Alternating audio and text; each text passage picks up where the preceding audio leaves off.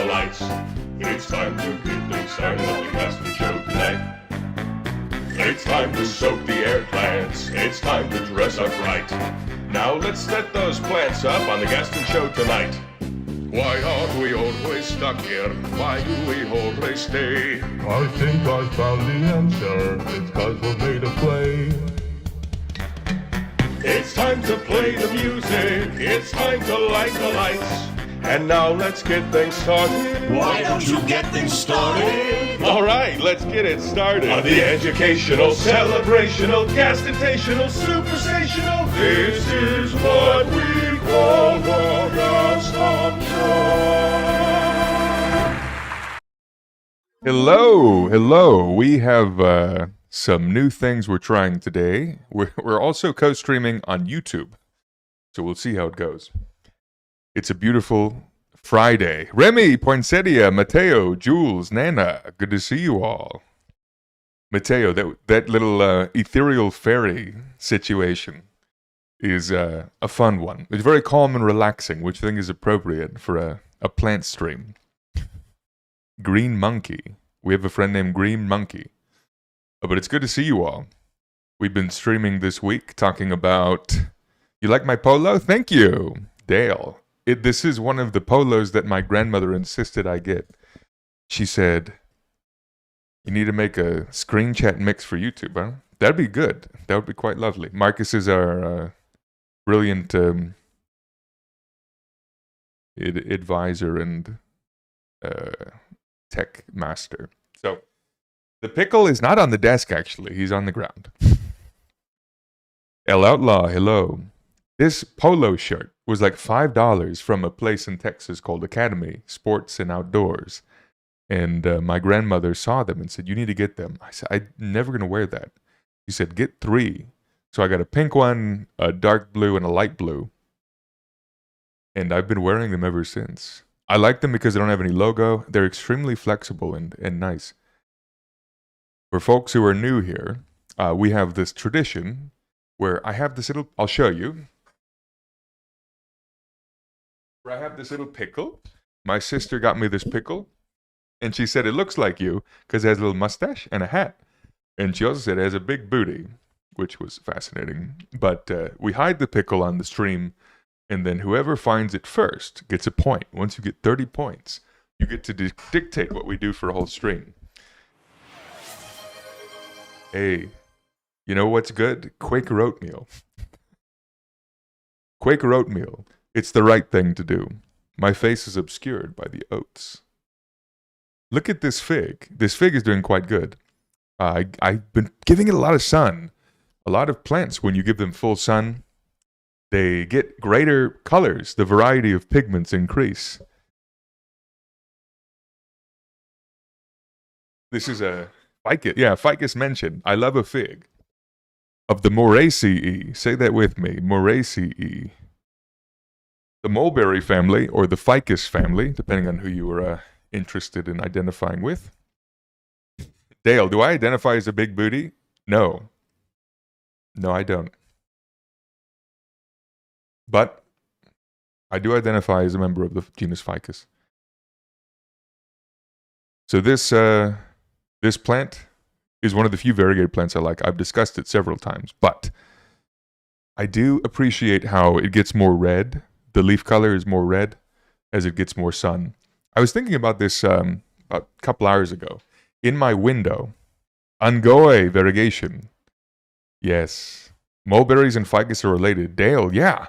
If you look at the fruits of mulberries and look at the fruits of figs, they're kind of similar actually.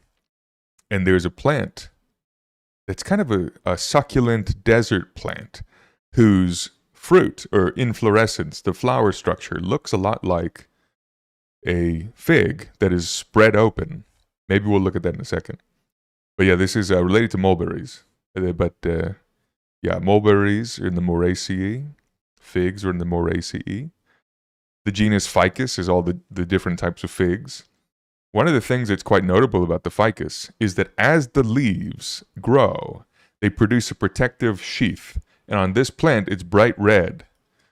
This bright red sheath it desiccates, it dries and falls off. It's like a little protective cover for the leaf that's coming out. This is the new leaf, and you can rip it off. Look at that. This is the circumcision. So, the one thing about having figs is it gets annoying because they always fall off and dry and peel on the ground everywhere. Ooh. I forgot figs produce a latexy sap. So, this one I've had in the window, and I like the bright hues. Let me see if I can remember the name. There's a Euphicus chiveriana. Oh yeah, I don't know that one.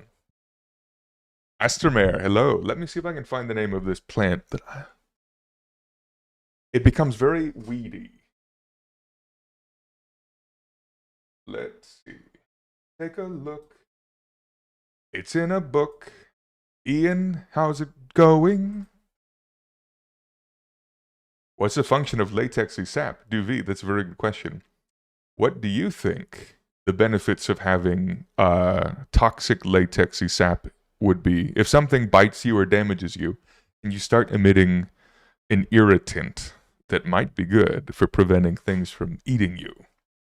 Some of the latex is also good. It's like, you know when you get a scratch in your arm or something, and you get a scab, we have platelets and blood clotting factors that help clot that wound. The latex does that too. When the latex is exposed to oxygen or air, it coagulates. So in a way, it acts as like a clotting agent to protect any wound. Okay, I'm going to start Googling Moraceae. And we're going to look at the Moraceae. Okay. The mulberry family. Now, figs are in the Moraceae. Can we have that song? Okay. I love those little purple fruits. They're aggregates of tiny drupes. Hello, my dear students. Welcome. Hello, my dear students. Says Priyajit. Fist bump is important to you? I don't know where the song is. It's in here somewhere. You even have little coffee trees in the choir. That is cute. I mean, there's no drainage, I guess. Once a little birdie That's not the right one. sat on my windowsill under the shade of...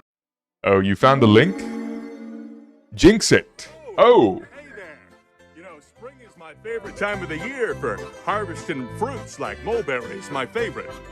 I love those little purple fruits. They're multiple of tiny drupes. They're sweet when ripe and bitter when not, but I'll eat them all before they rot. They're in the same family as figs, you see. Let's say together the Moraceae. So enjoy them in the April time because they taste divine. All right, so go out there and collect yourself some mulberries. They're pretty tasty. Turn them into jam or jelly, or just eat them raw. That's my preference. Don't get caught red-handed. Mulberries are really good. The thing is they don't store well, so you got to eat them right off the tree. To me, they're like a superior version of blackberry. They're not related to blackberries. They just kind of look the same. Darian, hello. Great content in this wild world. You see new plants differently. I really appreciate you sharing that. It means a lot to me. And I'm glad that the things that I do are helping you see plants in new ways. The Moraceae. So enjoy them in the April time. At least in Texas, it was April time. Oh, this is a good paper. Guess who's also in the Moraceae? Breadfruit. Does anyone know ulu? If you're from Hawaii, you might know ulu. This is a chapter from a book. What book is this? Plant Systematics. Okay, Oh, there it is. We found it. Found what we're looking for. So systematics is like the study of the classification and evolution of plants. And this book talks about different families. In botany, the best way to do it is by going at the family level, in my opinion. Go to the family level and then understand the families. And so they have a whole chapter on the mulberry family, Moraceae. You glad you stumbled on it? The song was awesome? Okay, I'm glad you made it in. Welcome, Lee. I love a little plant song. Okay, let's get this bigger. That's not right. How do I zoom in? Gonna work. Oh, Ulu. Okay, on the top left is Ulu. And then we have, this is the one I was looking for, E and F. Download full size. Oh, these fuckers. Okay, well, let's just save this picture. You love figs? Okay, there we go. Am I a botanist? Yes.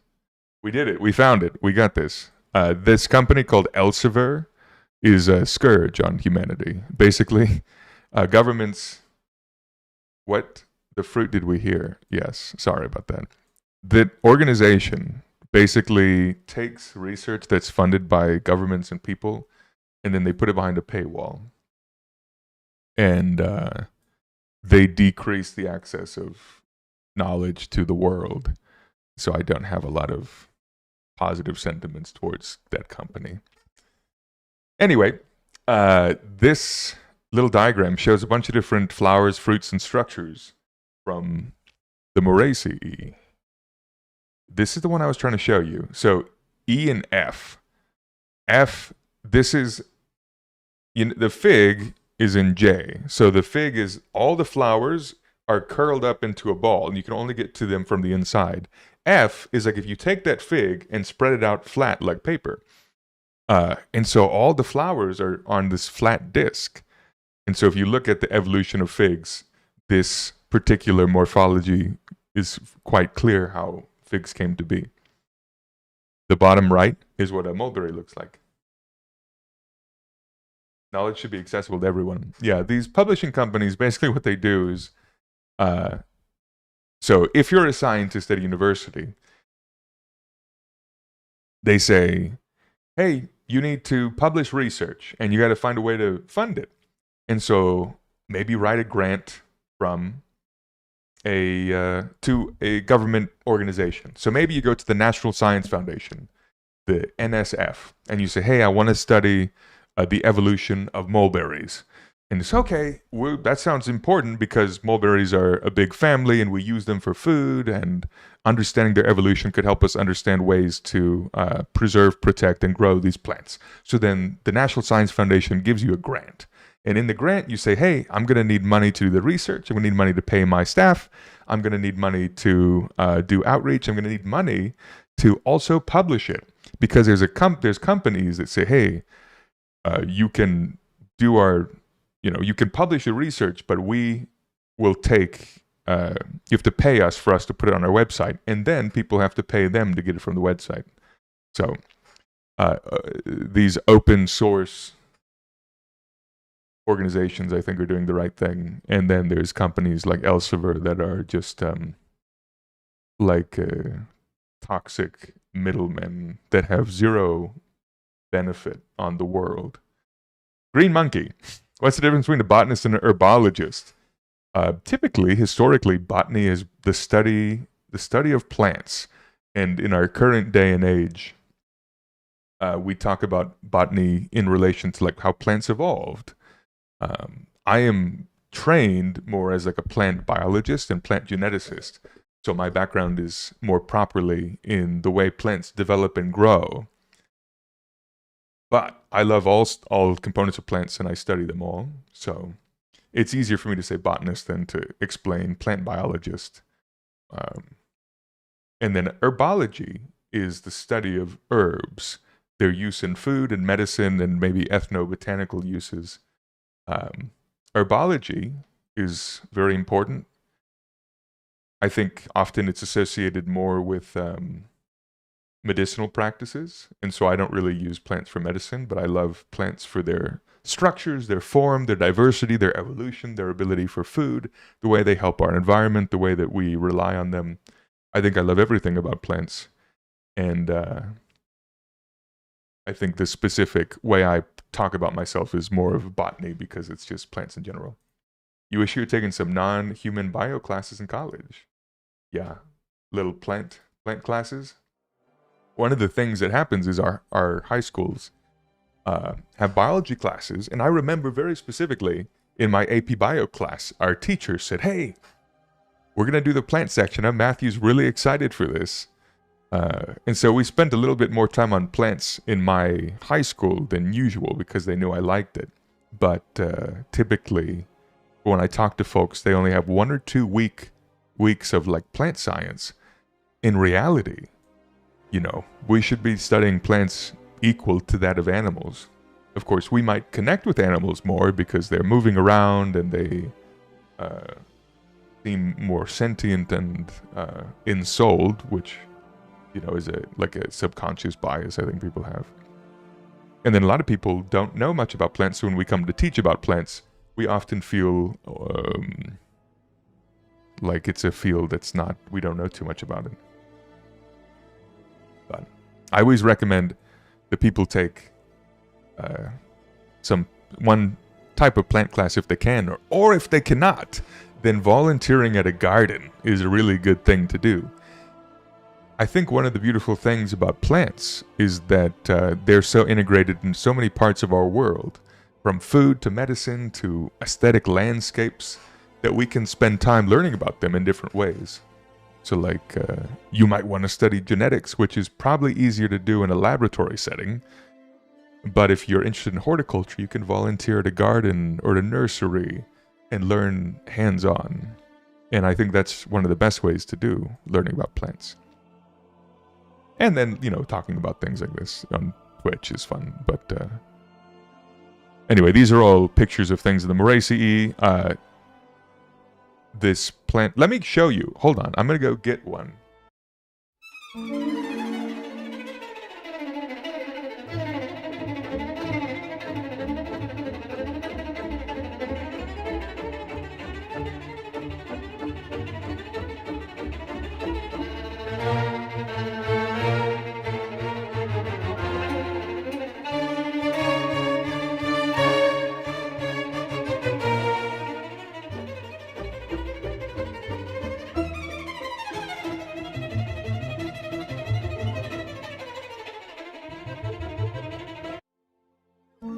Okay, I brought in a Chinese banyan. This tree is a Chinese banyan tree. It is a specific cultivated variety that stays a little bit more compact. But it has already started to make small adventitious roots. The banyan trees, those big trees that hang out and they drop their roots, they have aerial roots that come down from the branches, and then they touch the ground and it looks like a new tree trunk. Those are figs. Any relation to the banyan tree on Maui? I think it might be a different species. Let me look it up. Good question. Lahaina banyan tree. Let's see what species that is. Ficus bengalensis. The Lahaina banyan tree on Maui is a huge tree. It was impacted by the fire, but you've seen these. They're invasive in Florida. They're called Indian laurel in Florida, but it's a fig tree, and anything that makes roots that hang down is called a banyan tree. There's several species, but ficus is one of the predominant ones. Ficus bengalensis. These are the little figs, those little fruits. But look at that. This could be one tree, and then it sends down roots, and those look like trunks. This particular one here is Ficus microcarpa. The microcarpa means little fruit. And so this fig tree is also a cultivated variety, I think, called Mokalm, something like that. And so it has more round-looking leaves that are a little deeper green, and it tends to be a little bit more compact. So let me see if I can get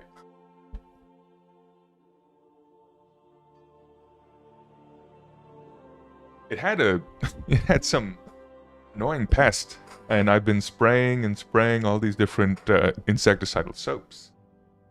And I've been removing all the leaves that are infected, and it's finally looking good. I got this one for my birthday, but this new green growth is so beautiful. It's a fun tree. It loves the sun. So the thing about these trees, Relo. Woohoo! Relo, thanks for subscribing. I appreciate it. 10 months. Much appreciated. It's so wonderful to see you. Speaking of pests, you're fighting aphids, caterpillars, and powdery mildew. Dale, we've been fighting similar fights. I have had aphids on many of my plants and mealybugs. And then the fact that they're on the outdoor plants is even harder because you have to be more careful about what you're using. You have mealybugs on your 75 Hoyas? Oh my goodness. That's rough. Yeah, outdoors you got to be very careful what products you use. Indoors, if I had a Hoya collection, I would use a systemic insecticide because those plants are not going outside. And so a systemic insecticide will protect your Hoyas. Turns out they're illegal in 12 states. Not that I've tried to smuggle them into my area. Rubbing alcohol? You use rubbing alcohol? So... Oh, Dale, you want the native pollinators? Yeah, botanical crime. There's no botanical crimes occurring in my neck of the woods. There's 0 crimes, and that's a fact. I've done nothing illegal. It dissolves and dehydrates the bugs. Yeah. So we have a friend on YouTube. Osvaldo Otero. And you're saying that... the one thing is that I've used the alcohol as a spray.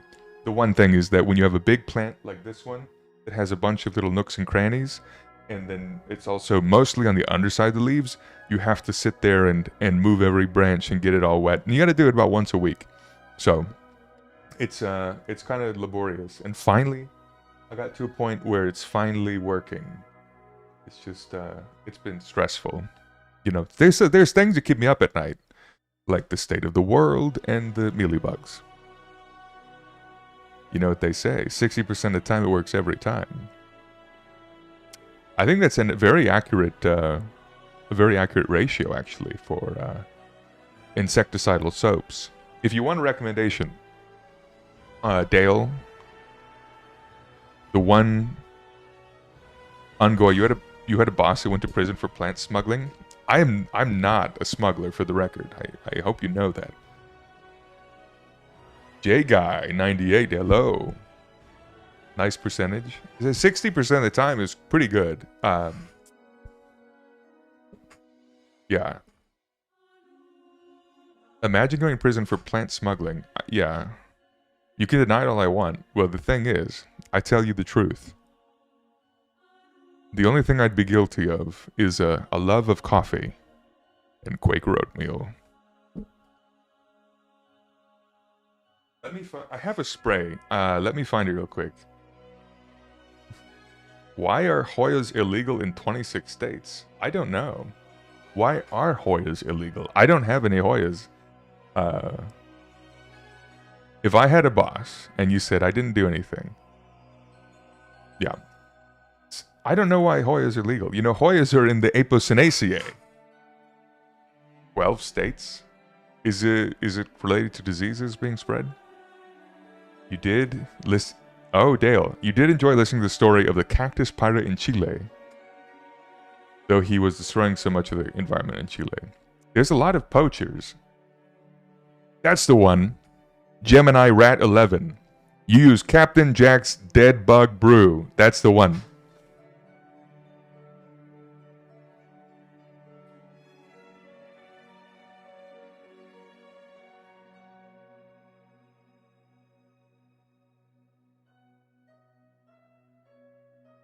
Captain Jack. Yes. He looks like he would be out in Alabama on the Gulf or something. You saw the Odyssey, it was great. You liked it, huh? Okay, we got tickets. We got tickets to see the Odyssey in 70 millimeters, but we have to wait a whole month. J-Guy, don't spoil anything, you know. I don't want it to be ruined. Even though the movie or the story's been out for what, 3,000 years? I remind you of Tom Selleck, Incubus. Okay. You hoping for tickets to the Metreon in SF? Dale, the one in Dublin has tickets in like the middle of August. And one of the things I read, Dale, is that with the big screens, you could be on the side and it would still look quite wonderful. I think August 16th still had some tickets in Dublin. But the Metreon is easier with Bart. Spoiling a story centuries old. Tom Gaston. That's my uncle. What video game are we playing tonight? We're playing the video game of plants. We're looking at plants. You're excited for Doomsday. J-Guy. Oh yeah. The Avengers. I wanna see the mutants. Give me more mutants. If you chant Power World enough, I might play it. If everyone chants Power World, there's a probability I'll play it. You're excited for new Spider-Man. I haven't seen the trailer for that one, but I'm curious. Power World, okay. We were going to talk about Xeric gardening. Okay. Remy, Izzy, Relo, Green Monkey.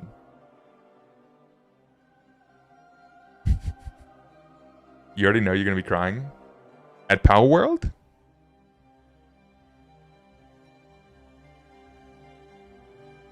In the body, especially 3 rolls and 3 men and a baby. LGBTQ people are metaphorically the mutants of X-Men. Yes. I want to see more mutant stuff. Oh, at the new Spider-Man. That makes sense, Remy. Yeah.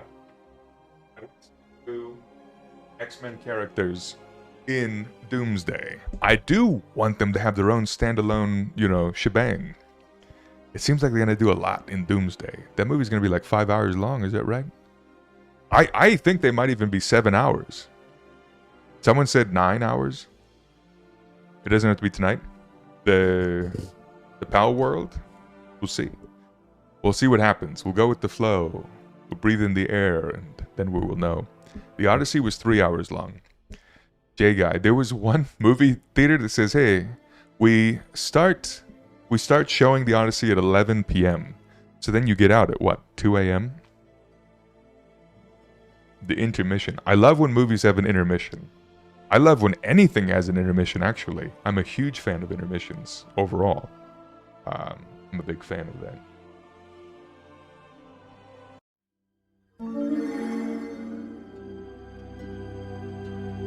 Even this stream can have an intermission. The time to go get a cigarette and a drink.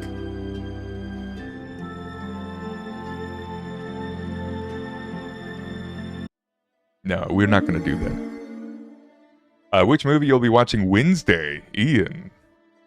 Wait, what movie did you watch on Wednesday? Why you missed the stream? Did you watch The Odyssey?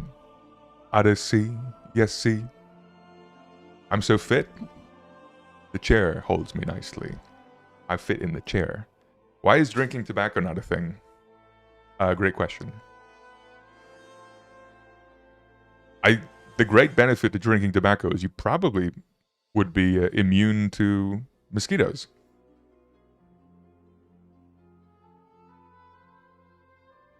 Okay, Jay Guy says, don't watch the Odyssey in regular screen. You're going to see the Hadestown musical movie tonight. Ooh, okay. I hear it's quite lovely. Hadestown? I had someone I worked with who went to see it on Broadway, and they loved it. Music seemed quite good. Let us know how it is, Dale. You love movies.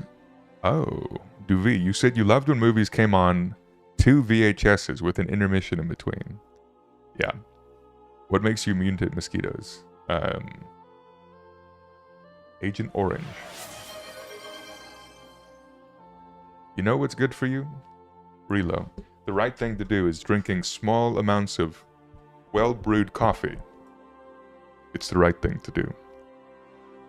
J-Guy, you're going to the gym in 10 minutes? Okay, what are you doing today at the gym? Kuja Paints, good to see you back. Hello, soothing voice, smooth stash, and it's learning time.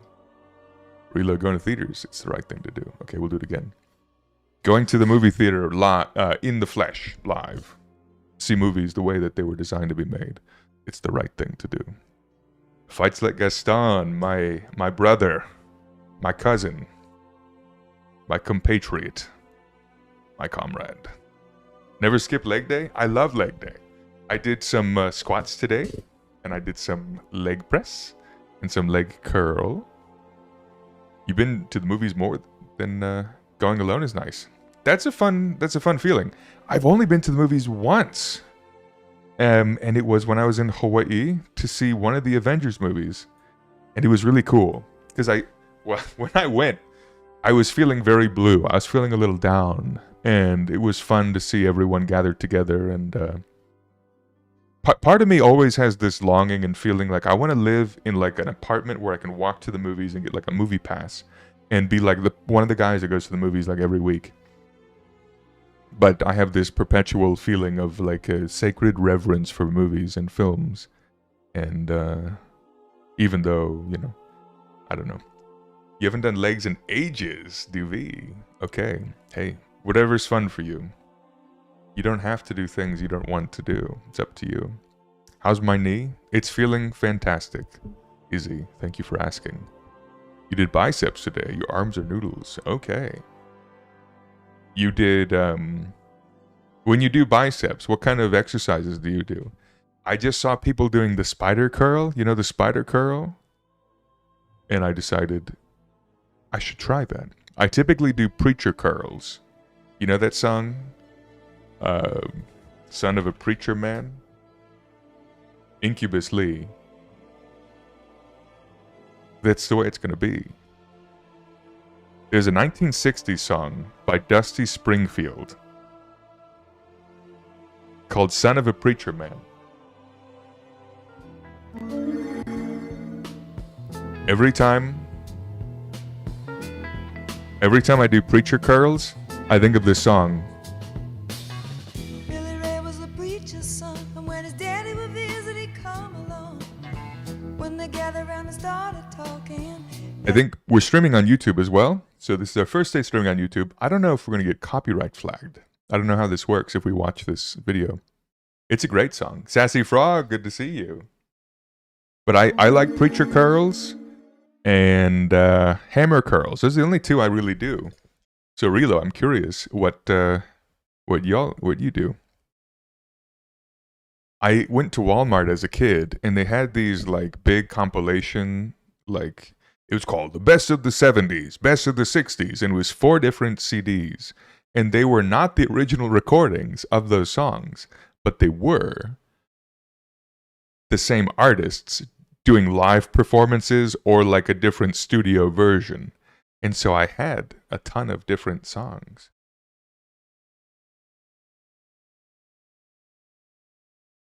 Turn the music off, yeah. We have to be careful now because YouTube is more strict than Twitch. Yeah, Mateo, good point. You don't know if they're going to get serious on me. Superset bicep exercise in the cables at the end of workout. Torturous. Okay, very nice. Typically, I just I stick with the specific routine. I love a good routine. But yeah, we'll be careful with copyright now that we're doing dual streaming. Billy Ray was a preacher's son. Billy Ray. Cello. Hello, Cello. You're studying environmental science. You think you'll love it here? I think you will. Well. Okay. We're gonna, in a minute, we're gonna look at some biophilic design.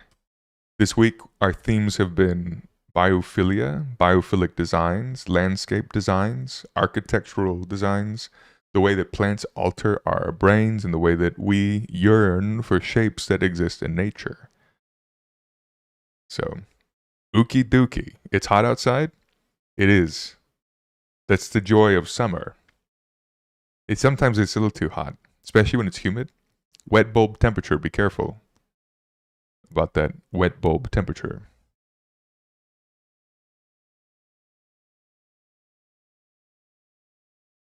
Anyway, Ian, what were you saying? Please share. We'd love to hear it.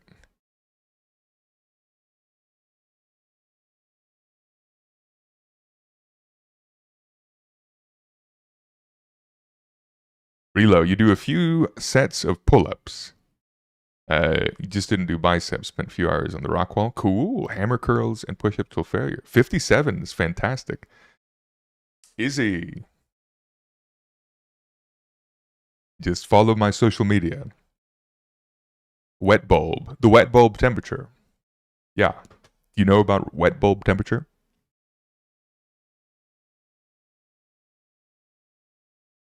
Wet bulb temperature. Let's look that up. That's the one you need to worry about if it's hot and humid. It's the lowest temperature air can reach through water evaporation. So if it's really humid, the sweat won't evaporate to cool you off. And so there's a certain temperature that is the lowest temperature air can reach through evaporative cooling. So a lot of folks, especially in the like greenhouse plant industry, horticulture industry, in hot places have a thing called a swamp cooler. Has anyone heard of a swamp cooler? It uses water. The swamp cooler, we had swamp coolers in Texas. Remy, you know about swamp coolers? It is a cooler that works through evaporation. At the heart of all coolation is very careful evaporation. Put it in your home and watch it cool. If something's wrong, then go to school. These are some. Basically, it just drips like water through it and then pushes air and it cools off. Any recommendations on how to keep a Pilea money plant alive? Pilea. I've never grown it myself. But people call it the money plant because the leaves look like little coins. I know that some people have grown these with... okay, this particular one is called Pilea peperomoides because it looks like a peperomia. Oides means something like, or it resembles. So this Pilea resembles a peperomia, which is a different genus of kind of succulent indoor shady plant. My experience of these is that they don't like being too wet.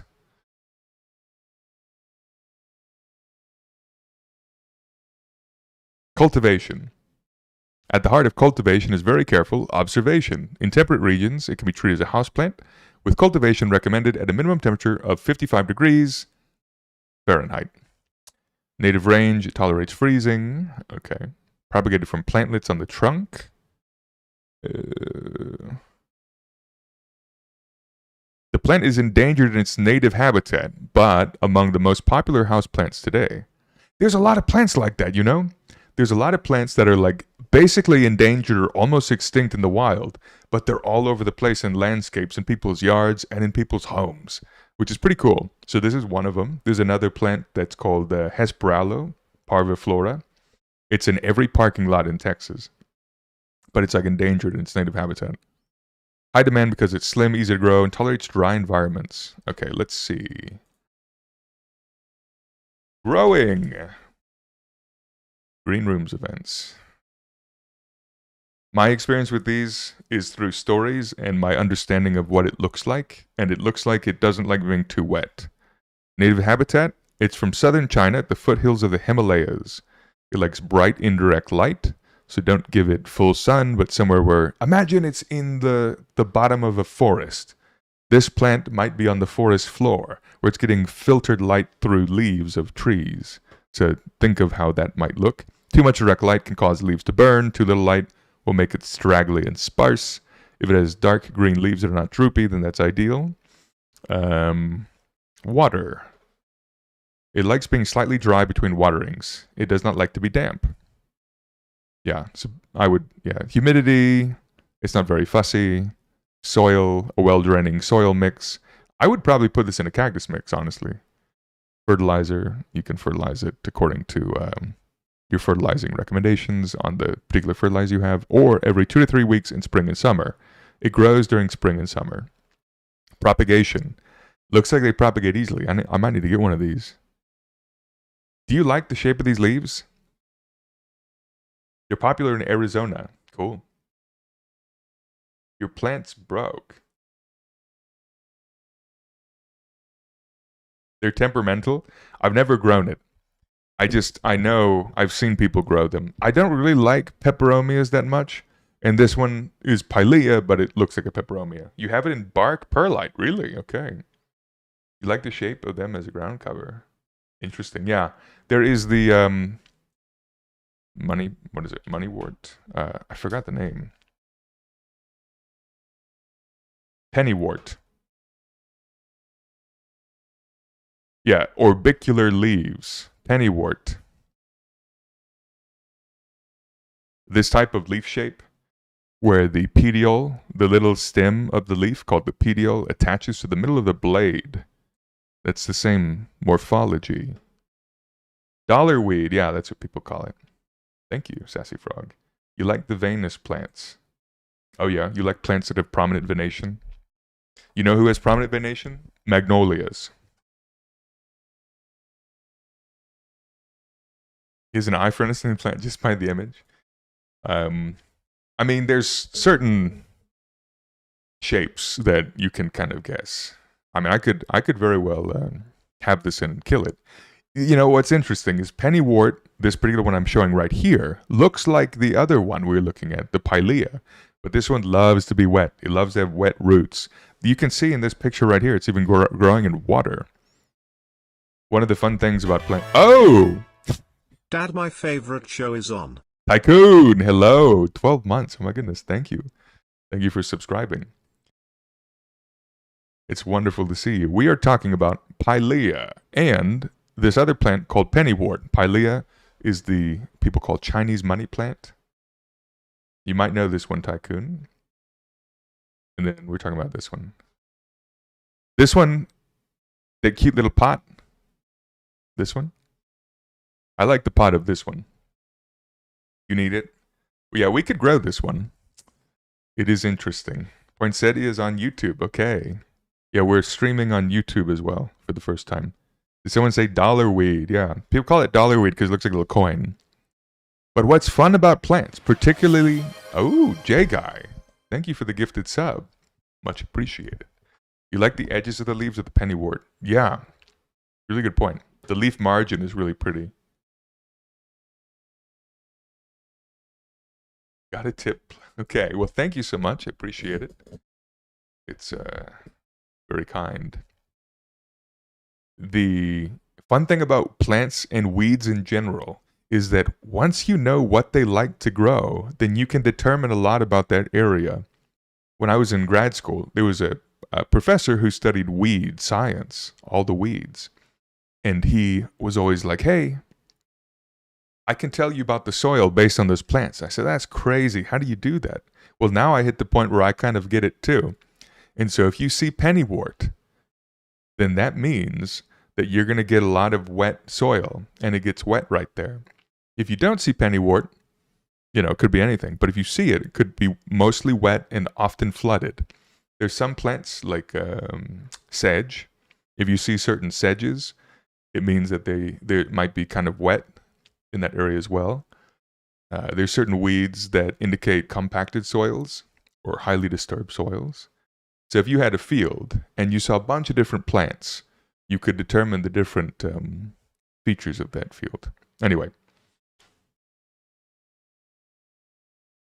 What's the name of the tree that's behind me? This one is Ficus microcarpa. It's a cultivated variety of it.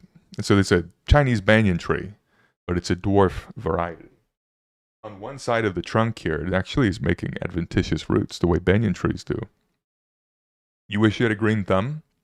That's all you need is a wish. Once you have that wish, you'll get it. You love the winter pennywort. Completely takes over your yard next to the bayou. Perfect. Winter pennywort, is that the species?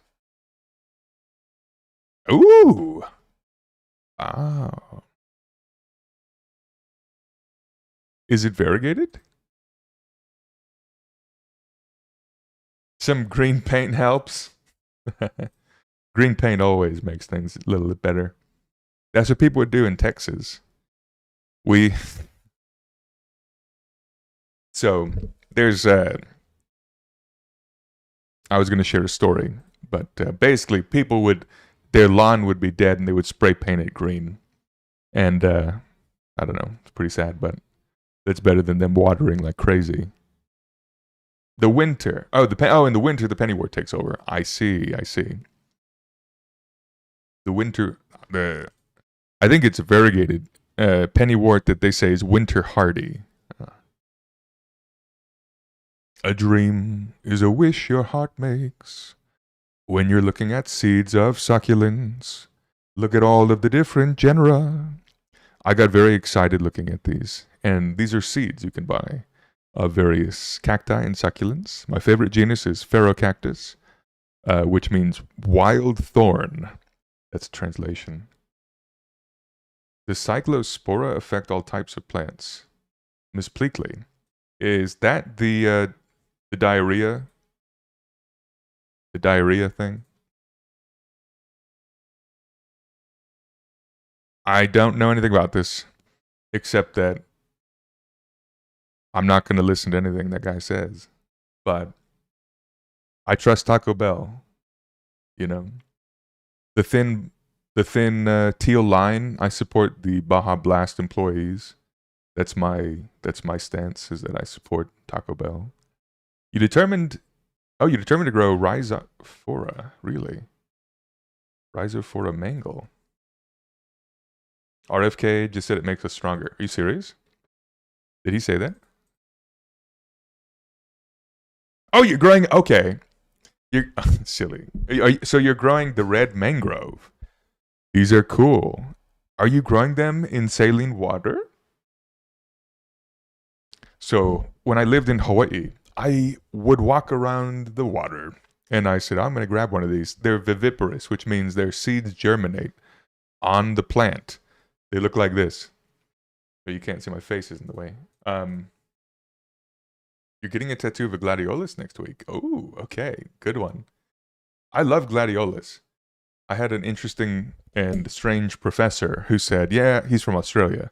He said, in Australia, gladiolus are only used for funerals. It means someone is dead. And I said, okay.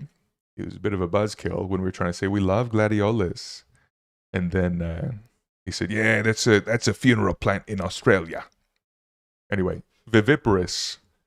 You know, these are the seeds. So you're growing it in a refugium tank. I don't really know what that means.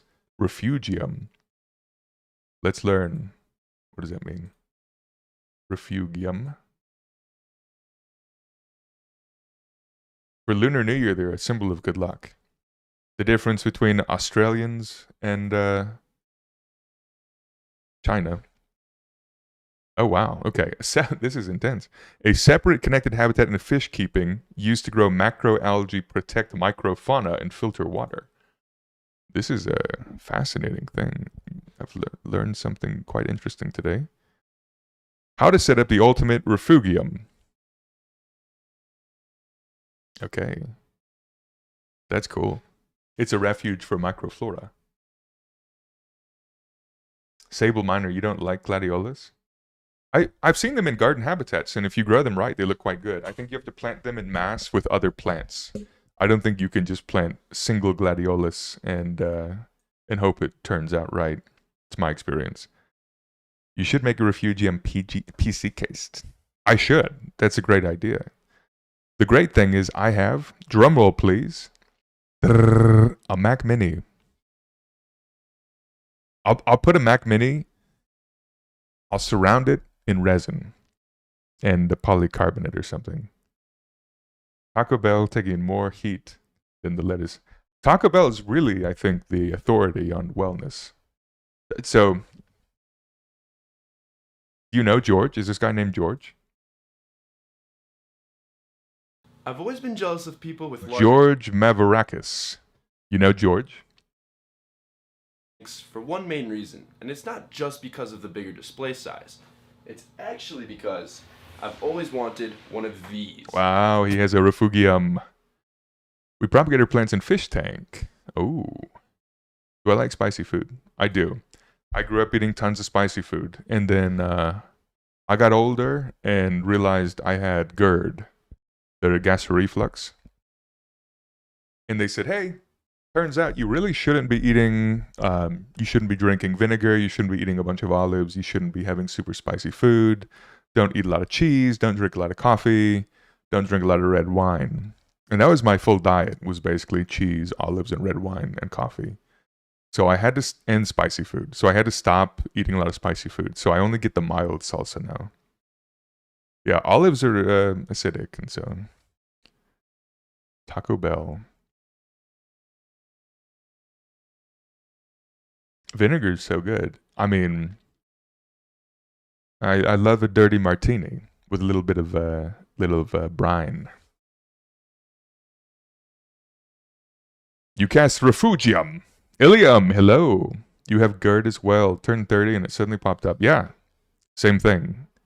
I turned 29, 30. I think it was basically the same thing. I just seemed out of nowhere. All of a sudden, I'd be waking up in the middle of the night feeling super hungry, but it wasn't really hunger. It was just like acid. Am I supposed to stay off kimchi? I don't really eat a lot of kimchi in my regular diet, so at no point did that ever really come up. But, you know, salsa and cheese. Kimchi's good. Kimchi's great. Marcus, you took a hit of kimchi earlier? They said the planet's capability for life is determined by whether it can support a Taco Bell. Miss Pleakley, I think that's right. Did I ever go to BHB? Bad Ad Hoc. I've never heard of it until you mentioned it right now, actually. So, Taco Bell has a certain, how do you say, sincerity. Isn't Taco Bell the first, well, we'll watch this video in a second. Isn't Taco Bell like the first group? Je ne sais quoi, s'il vous plaît. So didn't Taco Bell say, hey, we have detected a pathogen in our food? And they were the first people to do it. You know? They were the FDA is out and Taco Bell is in. Marcus, hey, so the thing is, everything is propaganda. That's right. Even Taco Bell. Taco Bell's got the finger on the pulse. You know, I got a package in the mail the other day of these shoes, and I've been wearing them incessantly. They're from Australia. So, anyway, I've been playing with the little label. The diagram for the shoes is talking about protonation. The whole gimmick is that they have very good arches. And the shoe was made by a physical therapist. And so there's like examples of the way that your body's supposed to move. Taylor Farm CEO was at the White House and they cleared everything. And they were cleared of being a source. Really. The thing is, I don't know anything except what Taco Bell tells me. And they told me some good things. They've been saying the best things, actually. Everybody's saying it, really. This thing is indeed a fidget. I am fidgeting with it. Taco Bell used to have a public accessible farm in San Diego. You could understand how it all works. They shut it down back in the day. Turns out, $1 billion can make you not the source. That's right. Money talks. Did you see Shohei Ohtani? Money talks. Quick question. Which of these two spaces feels better to you? Which of these two? Oh. Quick question. Which of these two spaces feels better to you? If you pick this one, great. If you pick the other one, why? Who hurt you? Miss Pleakley, the one on the right. Okay. Who hurt you? Why did you want that one? I'm quite curious. The Waffle House Weather System and Taco Bell Disease Outbreak Center. Yeah. You like the predictability of it. You feel safe in the predictable space. Okay. I think I'm quite fascinated that anyone would choose the one on the right. The other one, why? Who hurt you? There's been so much research on why we prefer spaces like this and why they make us feel better. And that reason is called biophilia. It's just a really fancy way of saying humans have an innate connection to nature. And if we want to create spaces that we feel good in, we need to take this into account. Okay, so some of y'all have said that you like the one on the right. You like the overhead lighting. Okay. That is the opposite of necrophilia. Yeah. You want to live that hobbit life. Yeah, I think... Okay, Ongoy, the right is a blank canvas which you appreciate. Well, what if this was you had to move into it right now? Looks like North Park Mall. Oh my gosh. Are you in San Antonio? Pero pinche. I lived by 1604, by that mall up there. What is that mall? Up by 1604. I don't think it's called North Park, but I don't remember. It looks cool. Okay, let's look at both of them again. One has nice natural light and one has overhead light. The one on the right is a blank, predictable canvas. Oh, D is in Big D is in Dallas. Oh, you're in Dallas. I see. Okay. Because North Park, my football coach owned a bunch of North Park dealerships. You know? And so I got my truck at discount from North Park Toyota. Or was it Bluebonnet Toyota? I don't know.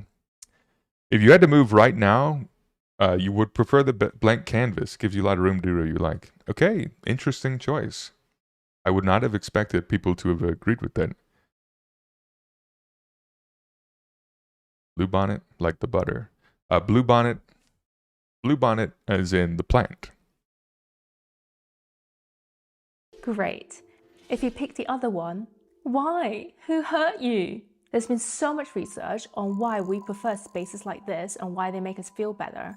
And that reason is called biophilia. It's just a really fancy way of saying humans have an innate connection to nature. And if we want Ongoy, you said the place on the left looks like someone else's place? Okay. spaces that we feel good in, we need to take this into account.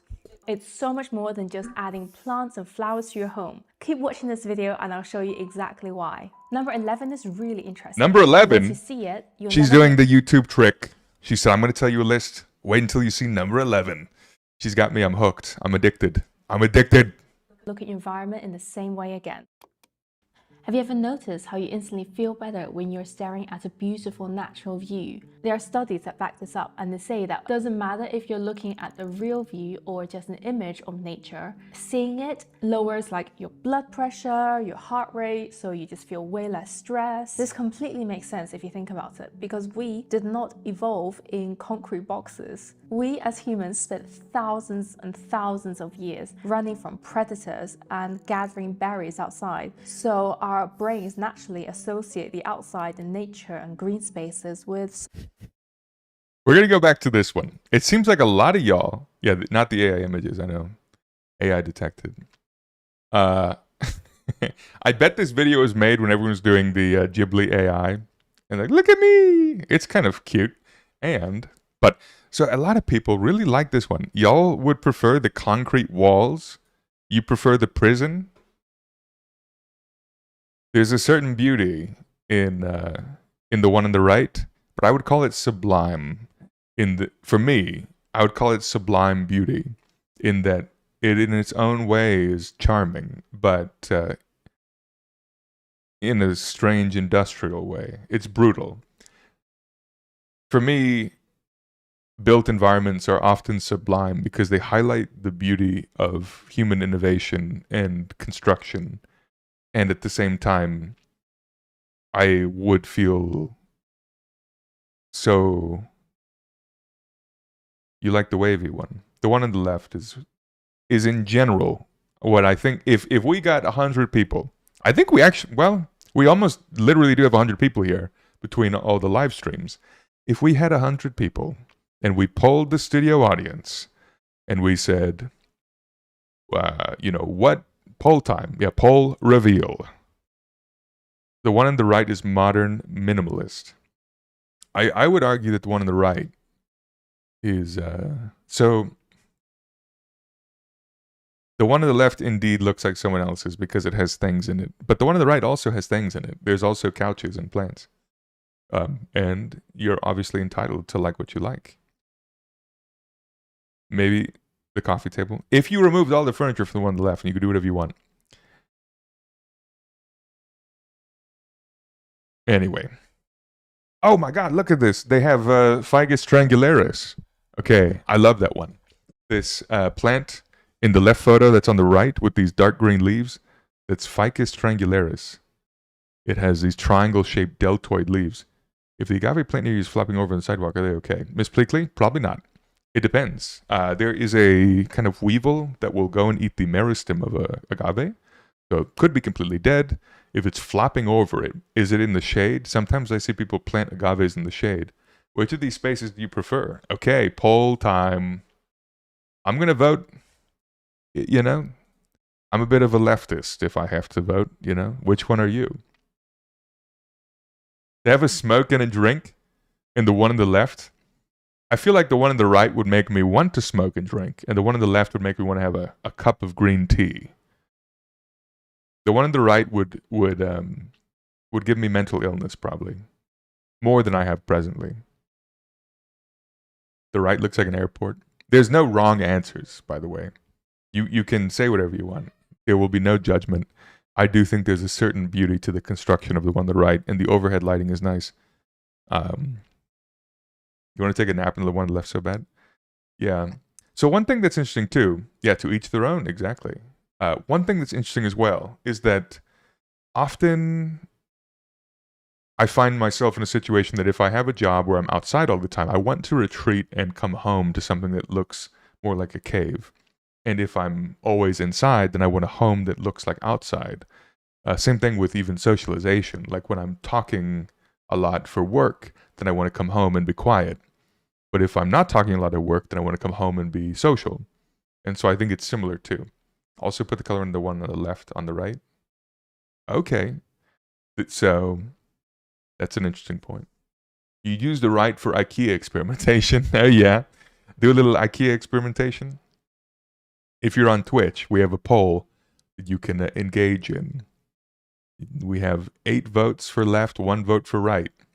There's no wrong answers, I'm just curious. We'll extrapolate. Okay, we have 10. We can extrapolate that to 100. Survey says the sunroof would be really nice. Yeah. I love the idea of a sunroof, and if I ever had a house, which seems unlikely in this world, frankly, then I would build a sunroof so I can put fig trees underneath it. Okay. You meant that towards would be... Oh, okay, yeah, that makes sense. Let's continue watching this. Let's get past this. Even small changes can make a difference. First, you should maximize your window views. So if you have a view of trees, sky, or any natural element, arrange your furniture to face it. Don't spend your time staring at a wall unless you're 3 years old and you've been really naughty and you're told to go sit in the corner. Sometimes that's fun. I've been there. That's actually fun sometimes. This little wall moment, you know, sit on the ground, curled up in a ball. There's a certain comfort to that. We shouldn't deny that. And, oh, good morning. Humongous. Maximize views of windows. Unless you're 3 years old and you've been really naughty and you're told to go sit in the corner. If you live in a space where you have very small windows and very limited views outside, place mirrors opposite the window or near windows to double your natural light and greenery. And for your wall decoration, think of nature-inspired artworks and photographs. So think lushes, forest. Who's been to a Greek restaurant? I have noticed every Greek restaurant I've been to has a mural of Greek islands. And in that mural, there's always a bougainvillea.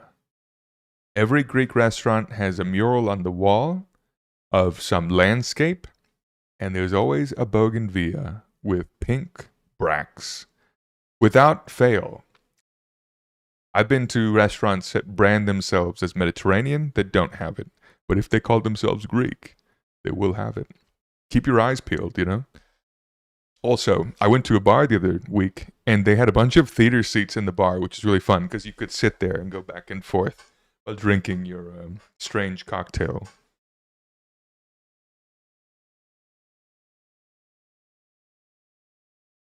landscapes instead of always using abstract art or pictures of people. Studies show that natural sounds like a bird singing, water flowing, the rustling of a leaf, they can all lower your stress levels. And meanwhile, background city noises drain energy from you without even you realizing it. I think this is why, for example, if you go to a waterfall, the sound of the water can be incredibly loud, but you don't find that too stressful. Rather, it's like very refreshing. Very good and example. exhilarating. But if you go to a really busy junction and you hear the same volume of noise, you do not feel happier and you do not feel more excited. So the quality of sounds are not equal, even if they are at similar volumes. The soundscape component is quite significant. I live in a downtown urban core. If I open the window, I hear constant beeping and buzzing and whirring and alarms and sounds. And it is... I never thought it would be that significant. And now, having lived a year in a downtown environment, I think it is insane how we don't have more rules about soundscapes. Poinsettia, your local plant store sells an audio box that plays bird. That's cool. That's great. So what we started doing in our home was similar. We started putting on those like 12 hours of outdoor bird sounds to kind of drown out the like car horns and alarms and everything. But yeah, soundscape ecology is what this is called. And the little bird things are cool. I like that. More of the soothing biophilic sounds into your space.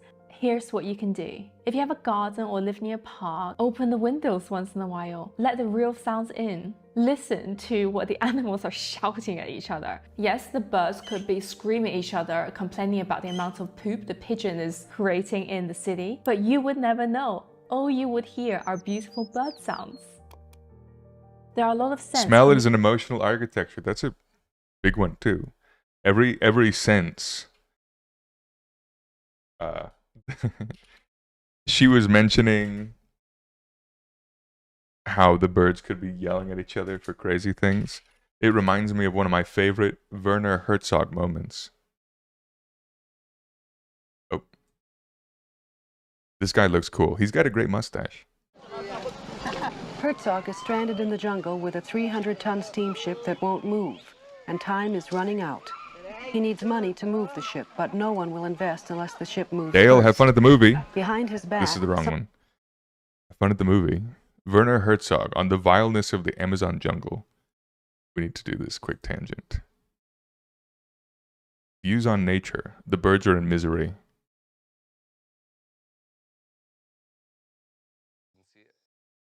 Article here, I would see fornication and Rats. Nothing is easy to find nowadays.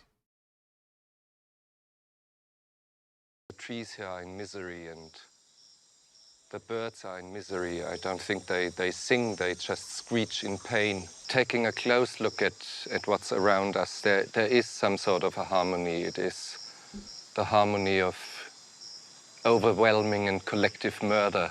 There is a harmony. The overarching harmony of collective murder.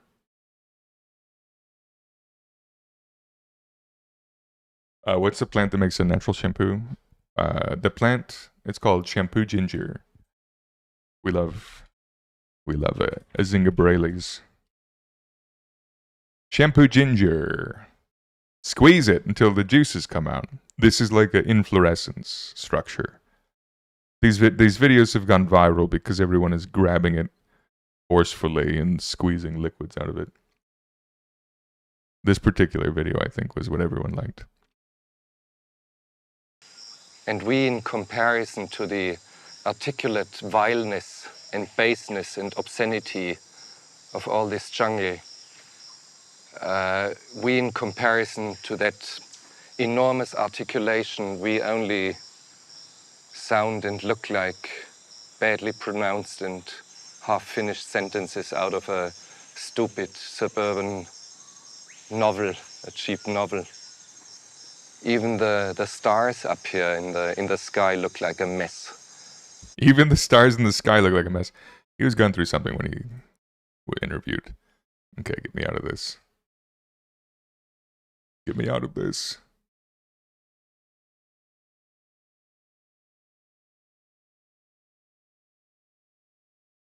Bring me back. Bring me back. Lord have mercy. Well, it's the most wonderful time of the year. There are birds that are screaming and sounds that are weaning. And why is it stuck? Get me back. Quick question. Which of these two spaces feels better? Quick. Wow.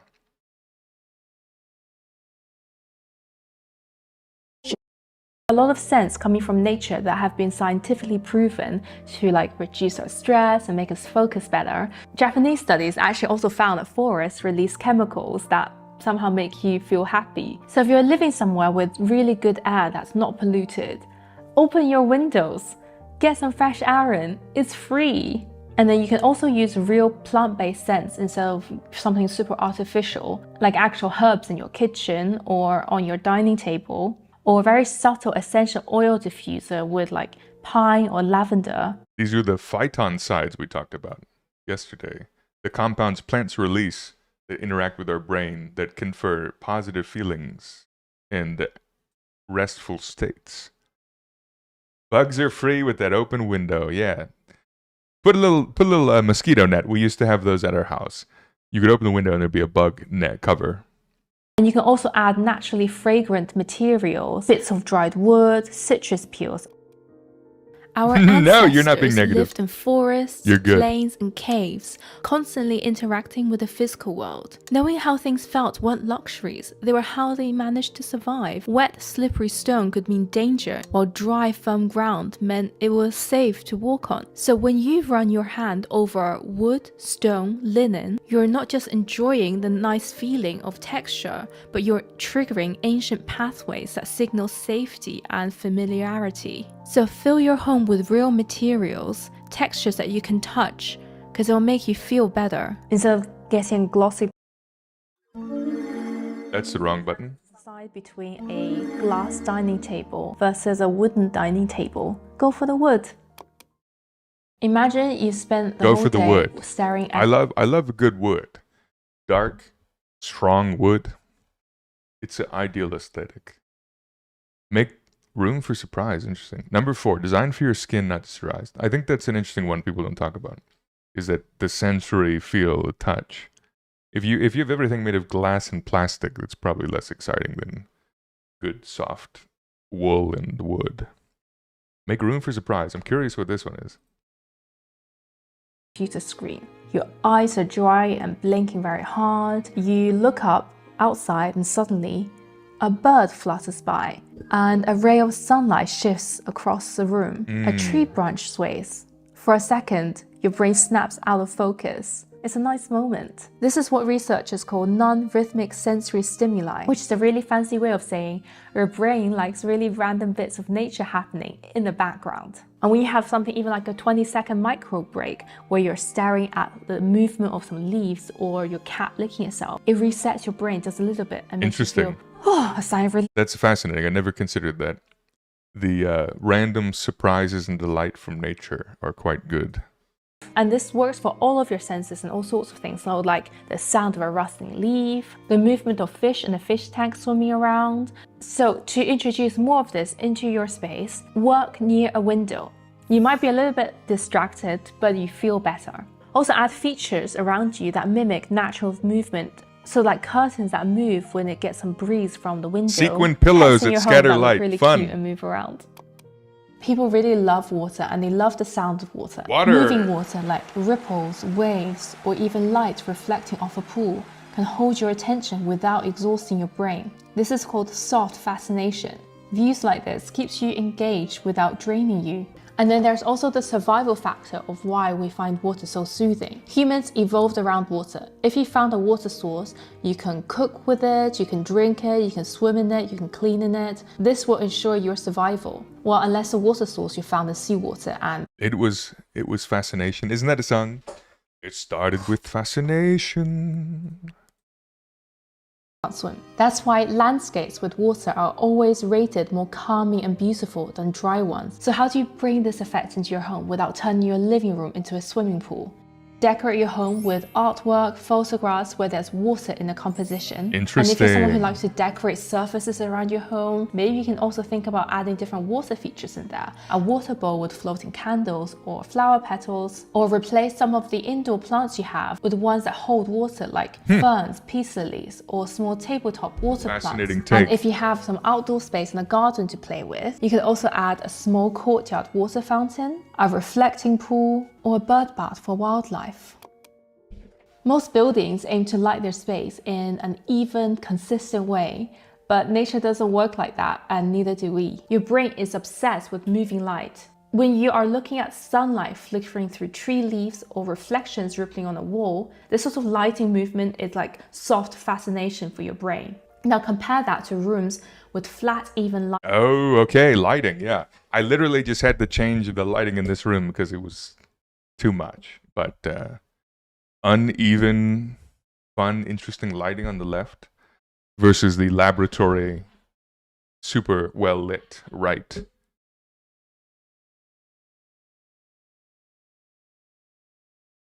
Indraz, hello. No variation. You prefer the left?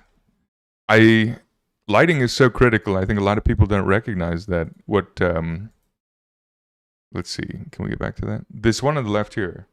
This would be so cool. Like when you go, every time I see this, it's always a really nice restaurant. I never see these like at homes or anywhere. I'm about to spend $60 on a delicious Japanese fish. That's what I see in the left. And I always feel like, wow, this is great. Do it. Do this. Actually, so look at this. We'll click. With flat, even lighting. No variation. No movement. The one on the left is what my apartment looks like. This is what we have in our living room. We have a bunch of small floor lamps that illuminate kind of small zones instead of giant overhead lights. Soft lighting is really nice, yeah. And then specifically warm lighting is nice. The one on the right is very kind of cold and overhead. It's like back rooms. The one on the right looks like the back rooms.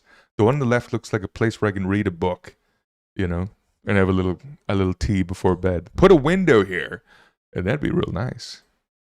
No intrigue. It's like the entire office a bank space lobby. set. Yeah, that's right. Everything is evenly lit and super, super depressing. So you need to also light your space so it mimics the dynamic movements and the natural movement of shadows and light in nature. So of course. Okay, I think that's the key. She just said, create light so it mimics the natural shadows and patterns of nature.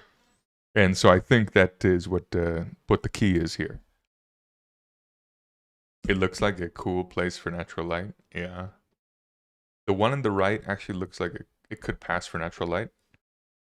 If it's overhead, yeah. And the cool thing about it is that if you have natural light, you will get the natural light diurnal cycles.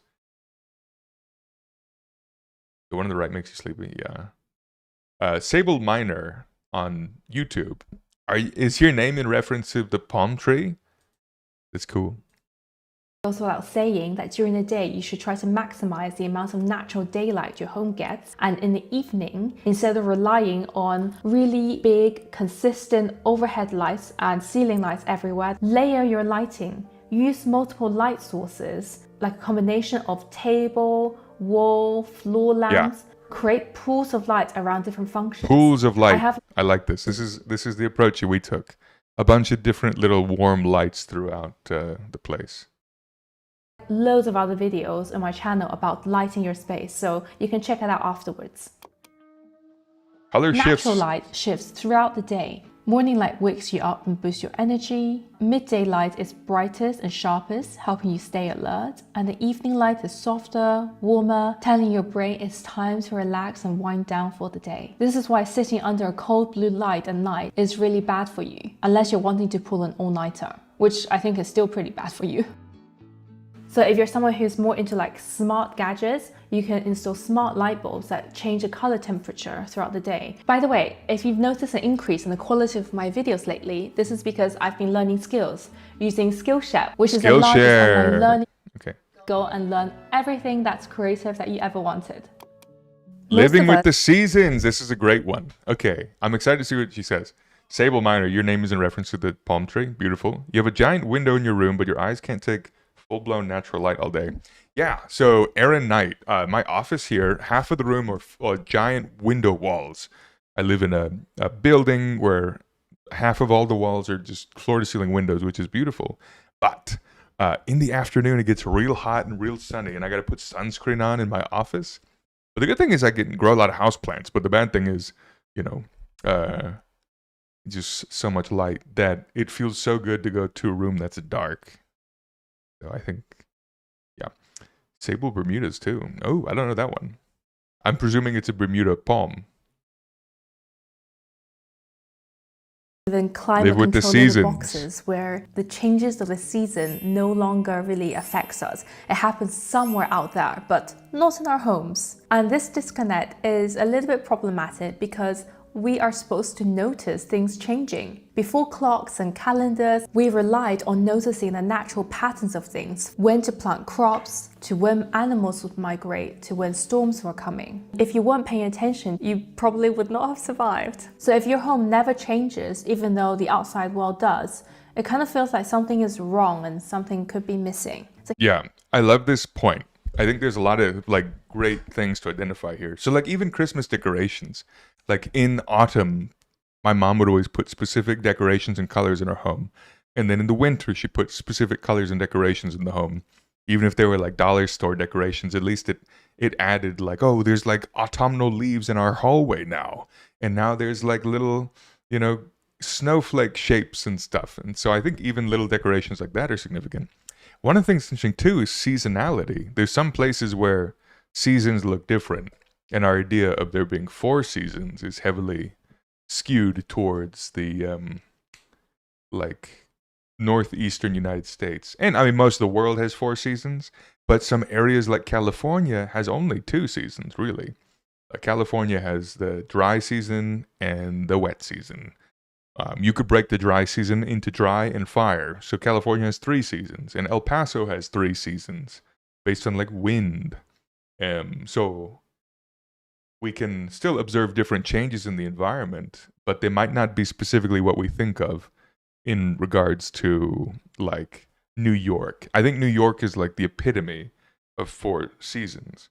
If you look at the indigenous methods for tracking changes in the environment, the indigenous folks in New York very clearly had 4 seasons that were obvious, and they were based on like movement of animals and fruits blossoming and being edible. And some seasons are even micro seasons. In Japan, there's like seasons for like the weeks. So like, oh, it's this week, which is like the week that this one tree blooms. And isn't that so remarkable? How different our world would be if we lived in a world where the calendar was like, it is the week of the juniper fruits, or, you know, cones. It's the week of the monarch migration. It's the week of the salmon run, instead of saying June 17th. Of course, it's reasonable to do what we're doing right now, but, you know, just the idea of our time being connected to nature inherently is quite nice. And I think that's the point that she's making here. Sable Miner, it's stocky trunks with short petioles, quite large leaves, apparently slow growing. Oh yeah, cover them in Dallas. How you can make more seasonal changes visible in your home. Use seasonal decor and materials, light linen cushions in summer, cozy wool in winter. Instead of relying only on artificial shade in outdoor spaces, you can plant climbing vines or seasonal greenery that shift with the seasons. And you should also fill your home with natural materials and let them just like patina and age. Not everything in your home needs to look brand new forever. It's a reminder that change is natural and also beautiful. There was something I saw the other day that when certain cities were built, the buildings were designed for what they would look like after being aged. There's an expression, time is golden decoration. I'm trying to see what this is.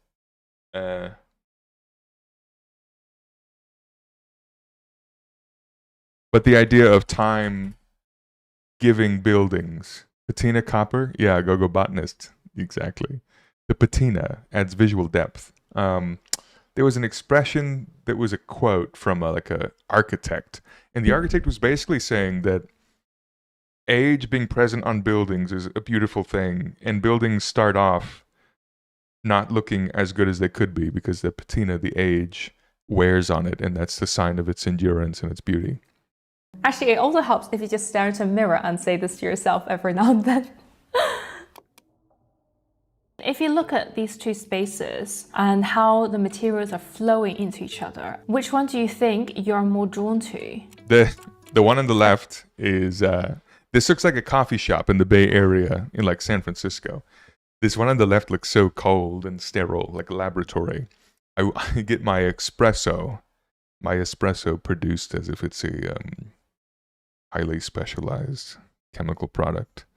The one on the right, I think, is a little bit, needs some help, honestly, but it looks comfier at least.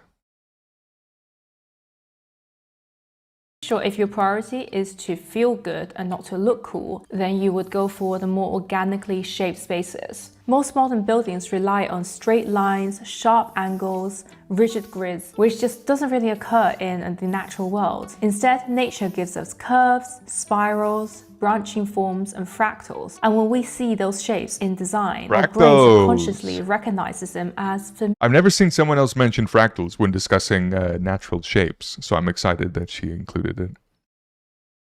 And comforting. This is called biomorphic design, using forms and patterns that mimic the structures we see in nature, and it's everywhere once you start looking for it. So if you want to bring more of nature into your home, you can swap sharp-edged furniture for softer curved forms, chairs, tables, mirrors. You can choose fabrics, Look at that. wallpaper. The mirror, that was a good choice. I think it's a very good example, the mirror.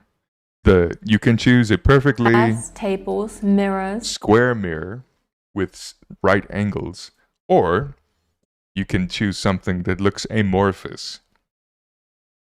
I do actually prefer this amorphous one quite a lot.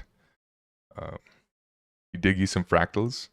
Fractals are everywhere. You can choose fabrics, Potato mirror, wallpapers, or rugs with floral, leaf-like, or wave-inspired patterns instead of rigid grids or stripes. And if you're building your own home or you're renovating... One thing that I always find fascinating is that, like, whenever people show pictures of good design, it always looks like a hotel. It's like, I guess hotels are just well designed because they're created to be places of respite, places of relaxation. And we make our homes, look like something that they're not. These are AI images, I can see by the way that the books and stuff are laid out. But at least it gives across the point that even the simple wallpaper change of it, these are like beautiful little palm trees, makes it feel so much better than just the blank white wall. Let me see. There's this hotel I went to, the Lalo. The Lalo Hotel in Hawaii, Waikiki. It had some incredible design elements. Interior design is an area you just can't seem to grasp. It gives depth and warmth. Yeah, Kami Prime. So Brixbury, interior design is a fascinating thing because I think a lot of it is basically trying to take shapes and colors and textures we see in nature and bring them inside and arrange it so that it feels comfortable and safe and relaxing. That it is I would call it an art. I stayed in this hotel once and I always think about it because it had so many features that were appealing on the inside. There we go. Okay. Sorry for the disruption. Happy Hey. 23rd, Monsieur Gaston. Grand Titiana, thanks for subscribing. Oh my God, almost 2 years. I guess we've been streaming for a long time. Well, thank you. Thank you for subscribing again for 23 months. Wonderful to see you. Gogobanis, you never finish your interiors in Minecraft? Well, that's okay. Yeah, time flies. Okay, now looking at the photos, it's not as good as I thought, but I always think about the interiors of this hotel and all the designs in this hotel, and I always feel like they were so good. Now I look back and it's still cool, but questionable. If the space isn't filled with plants, then it's not good. They have this wallpaper that was like plants in this distinct color. That's what it's called. Martinique. That's the style. I love that, like, Martinique wallpaper. Let's just look up Martinique. It's this island. Okay. The style of the island of the Caribbean. A lot of, there we go. Yeah. So we were watching White Lotus, and basically all of White Lotus has these kinds of interesting wallpapers, especially in the intro, right? And I was like, wow, okay, this is a good hotel, well designed. A lot of tropical hotels incorporate so much biophilic design, or as they say, biomorphic design as well, the shapes of things. You love the open designs of Mexican Central American homes and yeah, hotels. Kami Prime, yeah, Remy. These are so cool. I love these wallpapers. And if I didn't live in a tropical area, they'd feel a little weird. So I would choose a wallpaper that had particular shapes and patterns that mimicked the area I lived in. Like these, like bananas, bird of paradise looking leaves are really nice. These are fictitious plants. Those don't exist because that looks like a palm trunk with banana leaves and banana fruits. They don't look like that. But yeah, this is, I think it might be a little overwhelming at first, but it's kind of nice. Classic look, yeah. Or stripes. And if you're building your own home or you're renovating, you can incorporate architectural elements that mimic nature, like arched doorways, curved staircases, or windows with soft organic shapes. In the details like ceiling beams, railings, column designs, you can also draw inspiration from branches or trees. So this is something too that we've done for a long, long time as people. We've incorporated natural shapes into our buildings, and we kind of stopped doing that. Isn't that crazy? I mean, we'd have shapes of leaves and roses and flowers.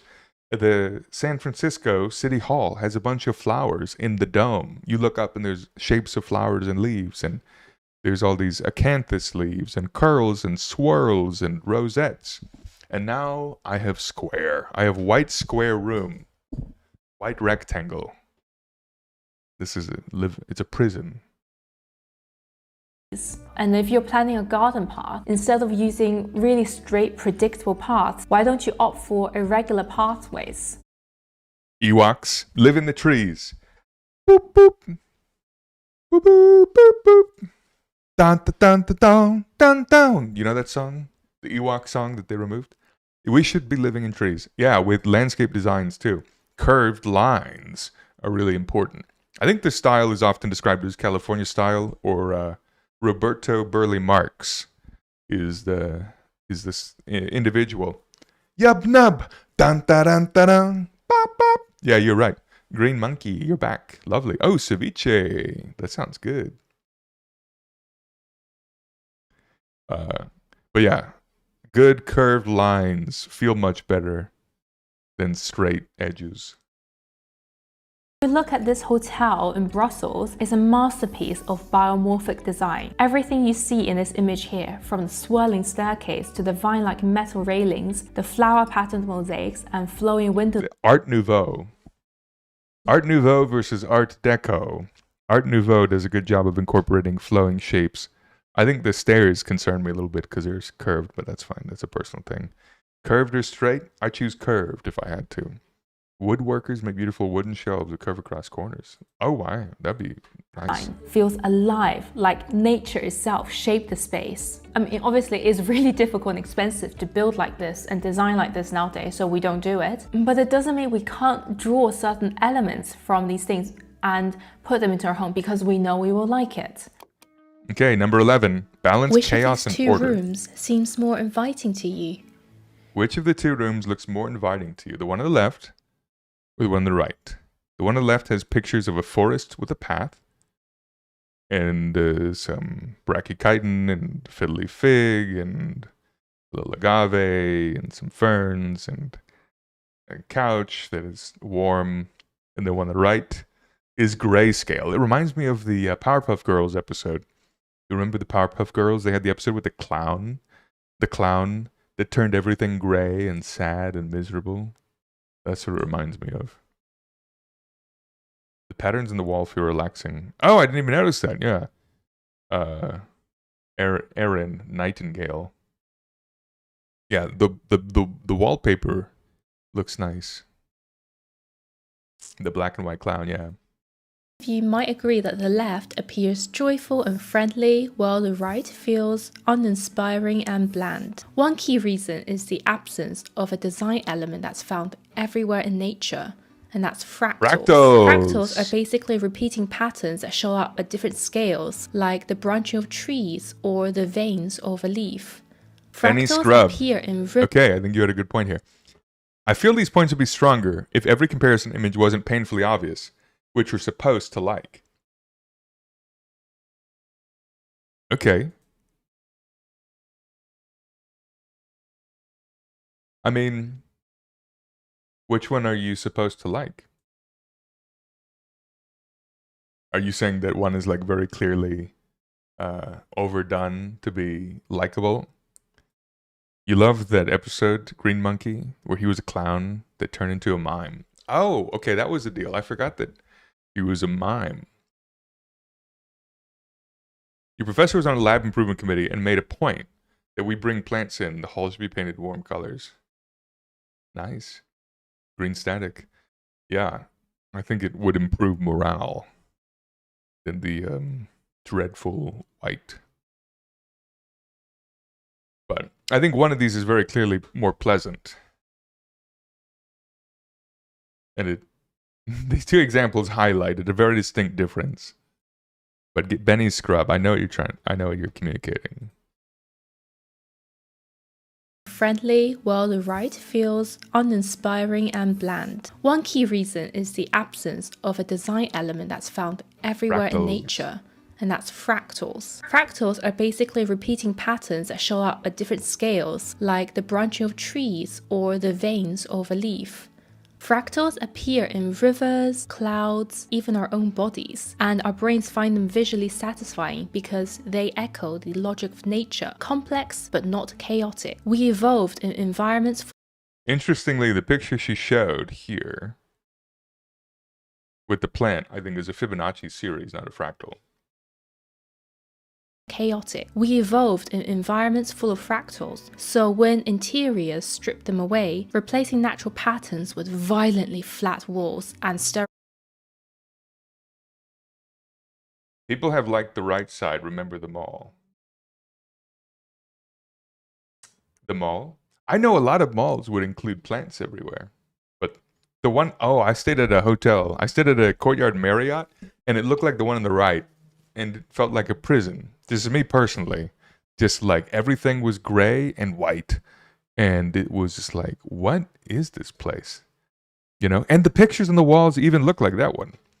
They were just like ambiguous shapes. They weren't even like, you know, nature pictures. Normally people do nature pictures in hotels because it is overall better for your subconscious. You can like either side depending on your liking. Yeah. If I had to guess, I'd say 10% of people would like the one on the right, 90% of people would like the one on the left, based on what we've seen today. Rixbury, take care. We'll see you later. We'll see you next week.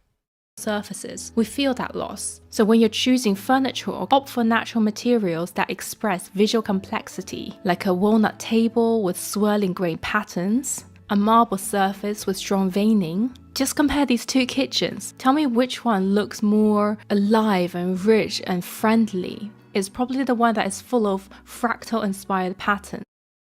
Nico Mouse, hello. Your parents had lamp. Oh, had that lamp in the 60s, really? If you had to guess your hotel, go for the one on the right. Feels less homey. Yeah, someone doesn't live there. Yeah, I don't like the island being that particular stone. That's my personal preference. More sterile. Yeah, Sassy Frog. It was definitely sterile. You don't like the one on the left, actually. Yeah, the one on the left feels like, because it's a kitchen, I also want it to be feeling clean. And I don't like the island or the countertops. I would be okay with if that was the backsplash. But for me, I have the desire for the white one. like the marble surface, the wood grain. You can also add in a lot of plants and greenery with branching forms and patterned leaves like ferns, monsteras, fiddle-leaf figs. They're all rich in fractal geometry. For textiles and wallpaper, choose prints with organic repetition like floral motifs, tree branches, or wavy lines that echo natural rhythms. You can also incorporate artwork inspired by nature. Aaron Knight, you love light minimalism. Okay, perfectly good. Nature, line drawings of leaves, landscapes, or hand-carved wood textures. Imagine you walk into a cafe, you scan the room, and there are a couple of options. There's a table in the middle of the room, a cozy booth in the corner, or a window seat in the corner with a clear view of the surroundings. People would instantly pick the booth seat or the window seat, but not the one in the middle, because people generally like to be able to see what's happening around them without feeling exposed. We evolved on open savannas where having a clear vantage point meant spotting food, water, or danger before it got too close. This need to be able to see what's around us is called prospect in environmental psychology. Oh, he's talking about prospect refuge. Okay. People like to sit in a safe place where they can sit and look out and feel safe and cozy. Jay Appleton, okay. The experience of landscapes. Fun. Winter Raven, hello. Duskborn. We were talking about figs earlier. I got a fig right here next to me. You saw a fruit growing out of the trunk, or you saw a tree that had a whole fig? If you're in San Diego or Florida, you might see the ficus that has now become invasive, and birds will eat those little figs and then poop them out, and then they'll grow on trees. People call them strangler figs. That's the negative sentiment. Oh, you saw the fruit? Okay. Well, sometimes they'll make the fruits out of the stem. Ilium, you still can't believe how cheap Thai constellation albos are? Yes, that is the great delight of propagation. When they came out, when the Thai constellation became available to public in 2020, they were like $100, $200. Then they got down to like $50. Now you can get them for like $25, right? Yeah. Now the cost of Thai constellation albo monsteras is related to the size. So if it's really big, it'll be expensive, but you can get them for real cheap right now. That is one of the great delights of propagation. Same thing happened with the Black Raven ZZ plant. Black Raven ZZ plant, it can be propagated super easily, but when that plant came out, it was so expensive. Now you can get it at Trader Joe's for $20. So it's only natural that people nowadays feel more comfortable and less stressed in spaces that allow them to see into the distance, because they still have this like instinct embedded in us. So many modern buildings often forget this completely. So here's what you can do in your own home to maximize the idea of prospect. If you have a door between public rooms, could you have internal glass doors instead that give you a bit of privacy but still offers you sightlines throughout the home? You can also move around your furniture so you're maximizing the view the chair gets. So if you're walking into an open space, instead of having like chairs and sofas with your back, could you orient it so you can always see? You know, feng shui, people always talk about feng shui, and some people are like, feng shui is... Some people have this perspective that feng shui is like outrageous, but it's rooted in real experiences. And so the world of feng shui has optimized a lot of different things. And then now in Western science, people are like, you know what? We figured out that that's true. So the arrangement of furniture and objects in places. That's when you see pictures in the plant share. We'll take a look after this video. That's going on around you when you're sitting. Combine it with a refuge, because the best spaces have both a great view and a sense of safety. Think of a cozy window seat, corner of your home where you can look out while feeling tucked away. So move your furniture around until you feel like in most of the important places where you're sitting down, you feel protected with a good view. If you found this topic interesting, I've listed a couple of books I've been reading that goes into this topic in way more detail. I mean, I'm not gonna lie, not all of the books are going to be very interesting reads. Some of them are quite dry and academic. So you could also just like continue watching my videos and I'll give you like the best, juiciest stuff. And of course, please subscribe. Very interesting. I liked her inclusion of the soundscape situation. That was a big one that I find often is not identified. But yeah. Her discussions on Prospect Refuge was fun. The biomorphic design is part of biophilic design. I appreciated that.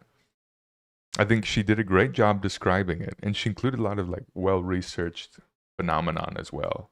She included the component of soft fascination. Didn't really explain it much, but basically how pleasant it is to be in nature because it reduces cognitive load. So that's something she included, but didn't really describe too much. Are there any things that y'all liked about that particular video? You appreciated?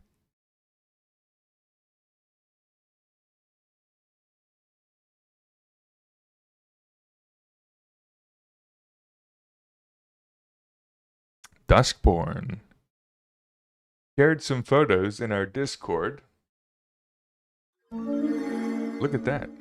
How much tissue culture have I done? I have not done it personally, but I have been to a lot of tissue culture labs.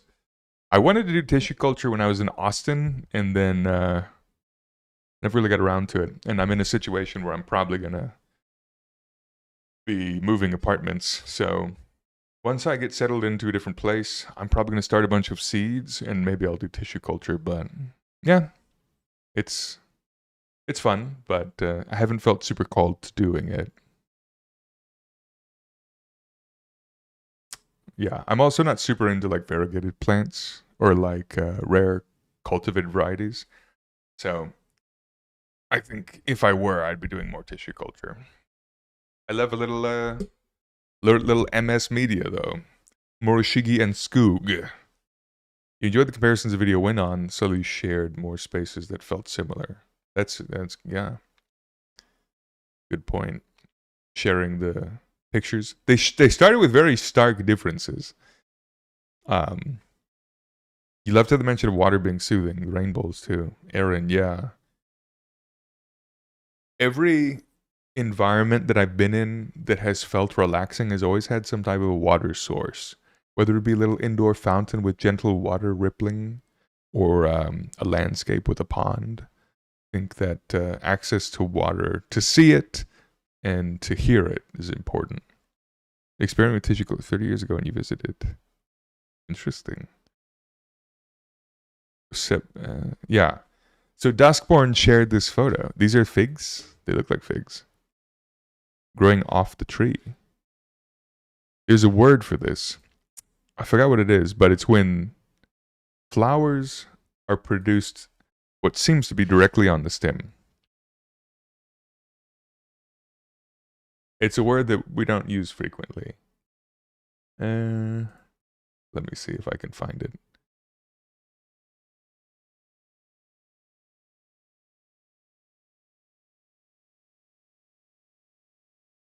What is it called when flowers are produced directly on the stem?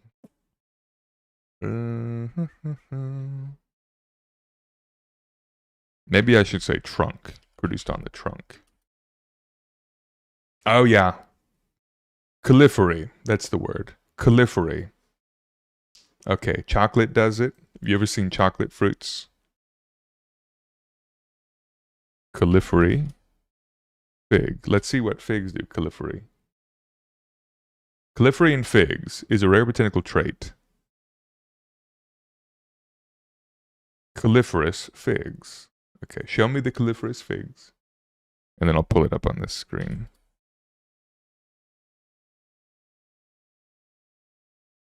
Yeah, Duskborn, you got it. Califery. Notable examples of figs that do this: sycamore fig.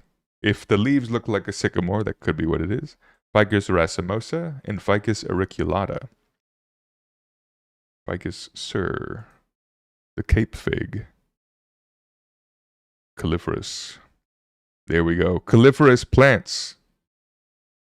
This is when they make... They're really short shoots, right? They're dormant buds. Jackfruit is califerous.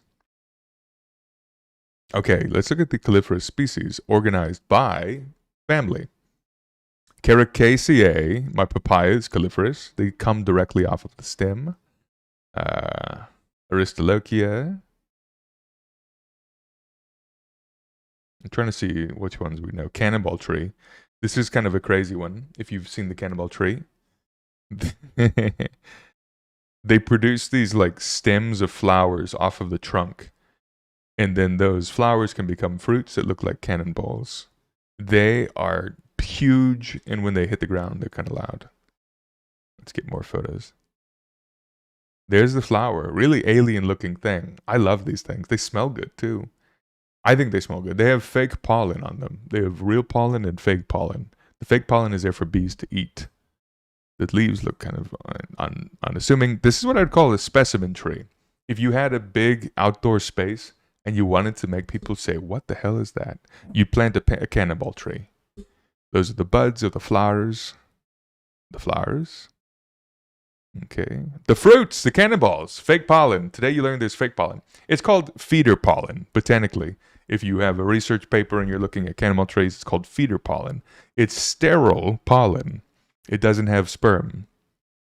Pollen is the thing that produces sperm. So when people say, oh, there's tree sperm in the air, it's a very easy way to communicate an idea. But really, it's pollen are like testicles. They're the thing, or they're actually spermatocytes, the cells that produce sperm. So when there's pollen in the air, it's more akin to testicles flying around. That's more what it is.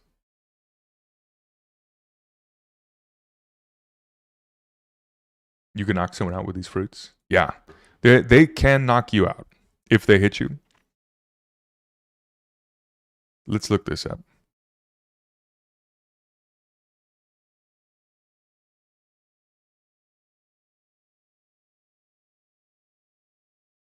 Feeder pollen in the cannonball tree. I think this will be good. New York Botanical Garden. Curupita guianensis. Okay, perfect. This is the photo I wanted. The flower of the cannonball tree has sterile stamens, which are in the stamenoids, these long, kind of weird, wispy things. Those things produce pollen that is called feeder pollen, and bees can eat that. It does not have any ability to produce sperm. There is also sterile, or the fertile stamens, which have fertile pollen. And so when the bees are in the flower, rubbing their backs against these, that sterile, sorry, I said that wrong. The fertile pollen is going to be all over the backs of these bees while they're eating the feeder pollen that is sterile. Yeah, it's crazy. I think it's so fascinating. Okay, get me out. Curupita. Look at that. Okay, this bee's a little small.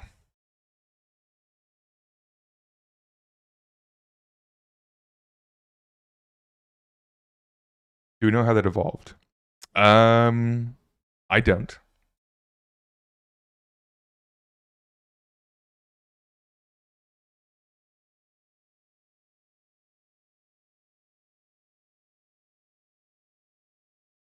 I mean, we know that it evolved because of evolutionary pressures, but...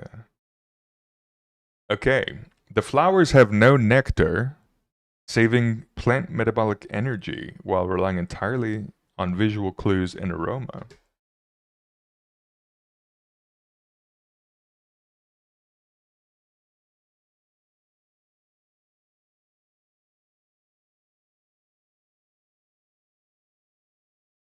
Amazing.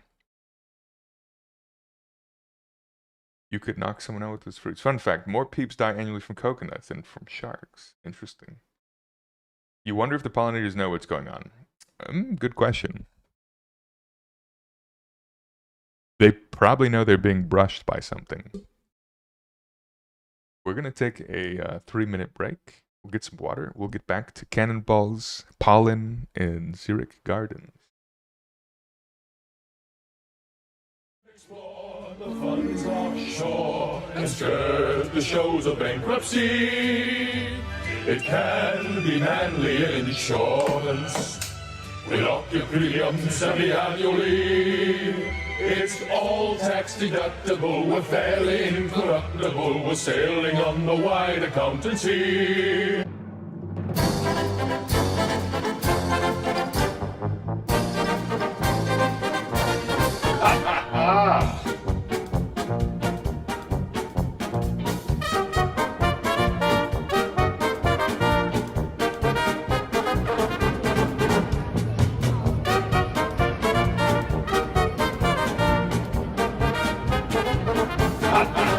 Why are mice afraid of bluebonnets? It's because of their claw, which is actually not a claw, it's just a stamen.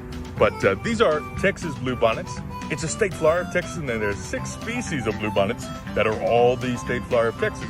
It's a member of the bean family, so we saw the clover, and this one also has a very similar flower. It looks like a pea. So these flowers we would say are pea-like, and because of their penis, they also produce beans as we might expect. So this is a wonderful patch here at Zilker Botanical Garden. So, you know, people like to come. Okay, we have this plant here that looks kind of like papyrus. If you look at these are the leaves. If you were to squeeze the stem, you'd see that the stem is kind of spongy because it has parenchyma. This is tissue that allows air to travel to the roots because the roots need oxygen. Yeah, these things look like aloe trees. Like, if you look at the edges of the leaves, they're serrated. Looks like an aloe. Looks like an aloe to me. Let's look at the plants here and the ground. These little things that are disc-shaped, they have circular leaves. They look like pennywort. Yeah, pennywort edible. It lives in the wet soils. What other plants do we have? Riverbed crocolisk. Classic. A lot of interesting weeds you can find on the ground, and one of them is called cleaver, which sticks to you. It has these little trichomes that attach, and they're fun to attach to your friends.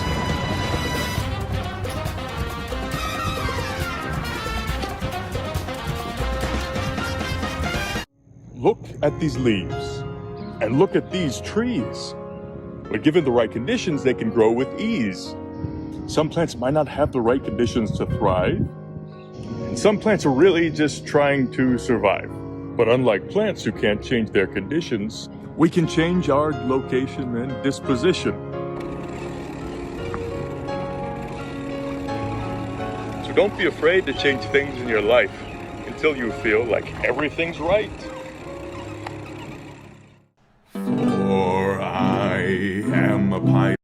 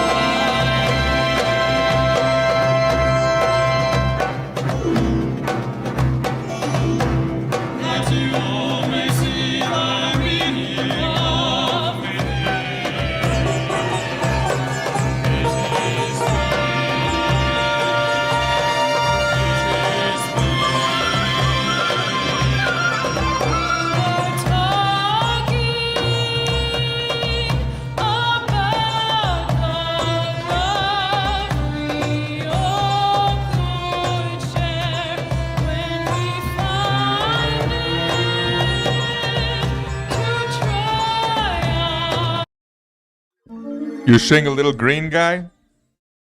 Getting the, that special wizard brew from old Stardew Valley that helps us through the night when times are rough. Through the day, we can't get enough.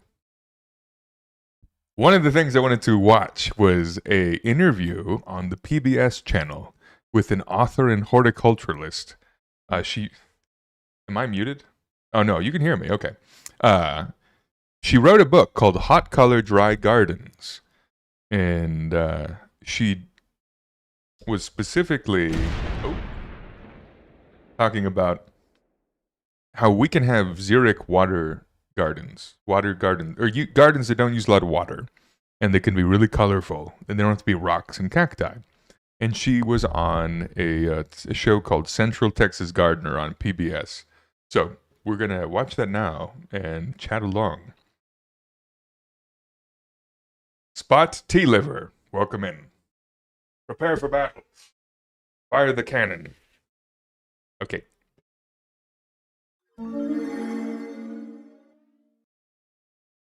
Hi there, I'm Tom Spencer. This week Tom on Spencer! Central Texas Gardener, check out Hot Color and Dry Gardens. California designer, botanist, and author Nan Sturman of the PBS program A Growing Passion explores water. I'm reading this book right now, and so I looked her up. And let me adjust my face. And let's adjust the cameras. And so I'm reading her book right now, and I saw this, and I was quite interested. Arboreal Octopi, welcome in. Good to see you. Hot Color, Dry Garden. Designs. On tour, visit Eric Pedley's garden, where his passion for plants launched East Austin Succulents. Daphne answers your top question, and John has your backyard basics tip. So let's get growing right here, right now. Let's get growing, Central baby. Texas Gardener is made possible by the University of Texas at Austin Lady Bird Johnson Wildflower Center. Lucy Goose, good to see you. Okay, Lady Bird Johnson Wildflower Center. I was a member of this garden for 1 year. Happy Friday, happy Friday. I was a member. We visited every month when it was hot, which was half of the year. Displaying Texas native plants in sustainable gardens. And with the generous support from Lisa and Desi Roden. Thank you. Support for this and other KLRU productions made possible by the Producers Circle, ensuring local programming that reflects the character and interests of the greater Austin, Texas community. Yeah, give me that jingle. Give me that jingle. Show me those eggs.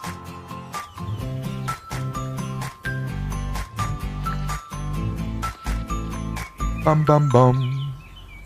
Eric Pedley is known for his fun and funky nursery, East Austin Succulents. See how his passion for plants got started right at home. On a do-it-yourself budget. This nursery is quite exceptional. If you're ever in Austin, there's a place called East Austin Succulents. And they have such a fascinating collection of plants that they sell and they grow. And the people who work there are wonderful. Julie Patton and Eric Pedley put some pizzazz into their small yard, once home to lots of lawn. And then we wanted to spruce it up. The former owner was a mason. I don't think that plants were really his thing. He built a lot of great stone structures that we can work with. When the owner of the house lost his eye and stopped building the wall, it was just... Did he just say lose his eye? When the owner of the house lost his eye and stopped building the wall? What? So he lost his eye. That was random, first of all. That didn't make any sense. Look at this adenium, the desert rose on the top. Every Texas garden and every Texas house needs to have a rusted metal star. Like this one. I had one in my house. Just stuccoed it and got some nice tiles and got a Texas star. Oh, the Texas star. Everyone needs it. Yep, little Texas star. Kind of like orange and blue. Those are my favorite colors together. Filled in the end cinder blocks where he stopped and made planters out of those. We don't barbecue too much, so a lot of that area is just plants. Eric chose succulents to enrich the stucco style with their bold lines and softening colors. Yeah. These are interesting. You don't think prickly cactus should be planted in your patios? That's fair. On the patio, the old handcrafted smoker makes great staging for container succulents. We used it once, but we didn't do that well with it. I'm from Utah. I never learned how to barbecue. So how did Eric from Utah get into succulents and actually start an East Austin nursery selling them? A friend of mine gave me some plants when he was moving to Costa Rica, and that kind of sparked my initial... Oh, wow. Okay, this euphorbia in the back right, I think I probably had a cutting from his same stock from their plants. Forte, good to see you. The Texas Star versus the Louisiana Florida Lee. Who would win? They're equally powerful, so that's a great question. Who would know?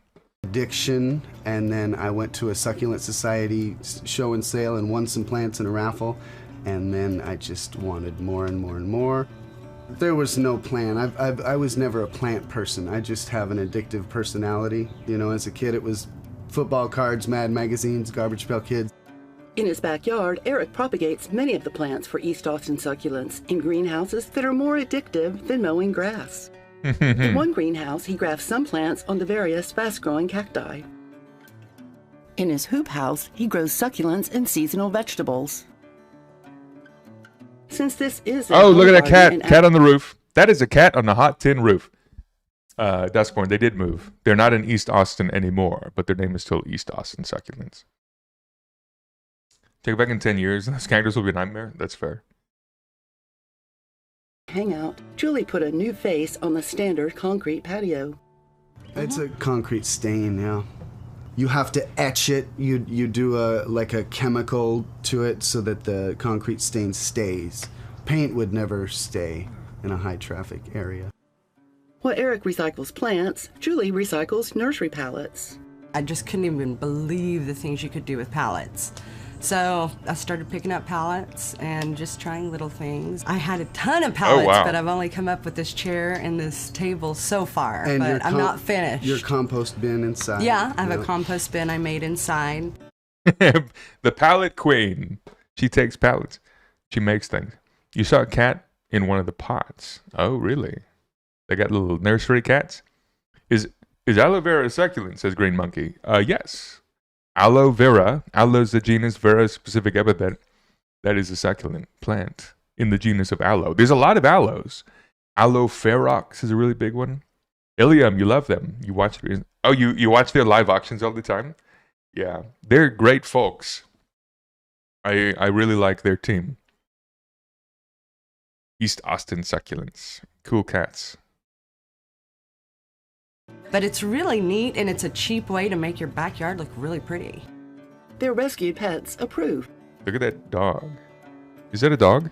She pepped up a foundling chimenea to match their vibrant scheme. I love color. I love it. I got the brightest color, red spray paint, and I just sprayed it, every so often. I didn't do it all at once.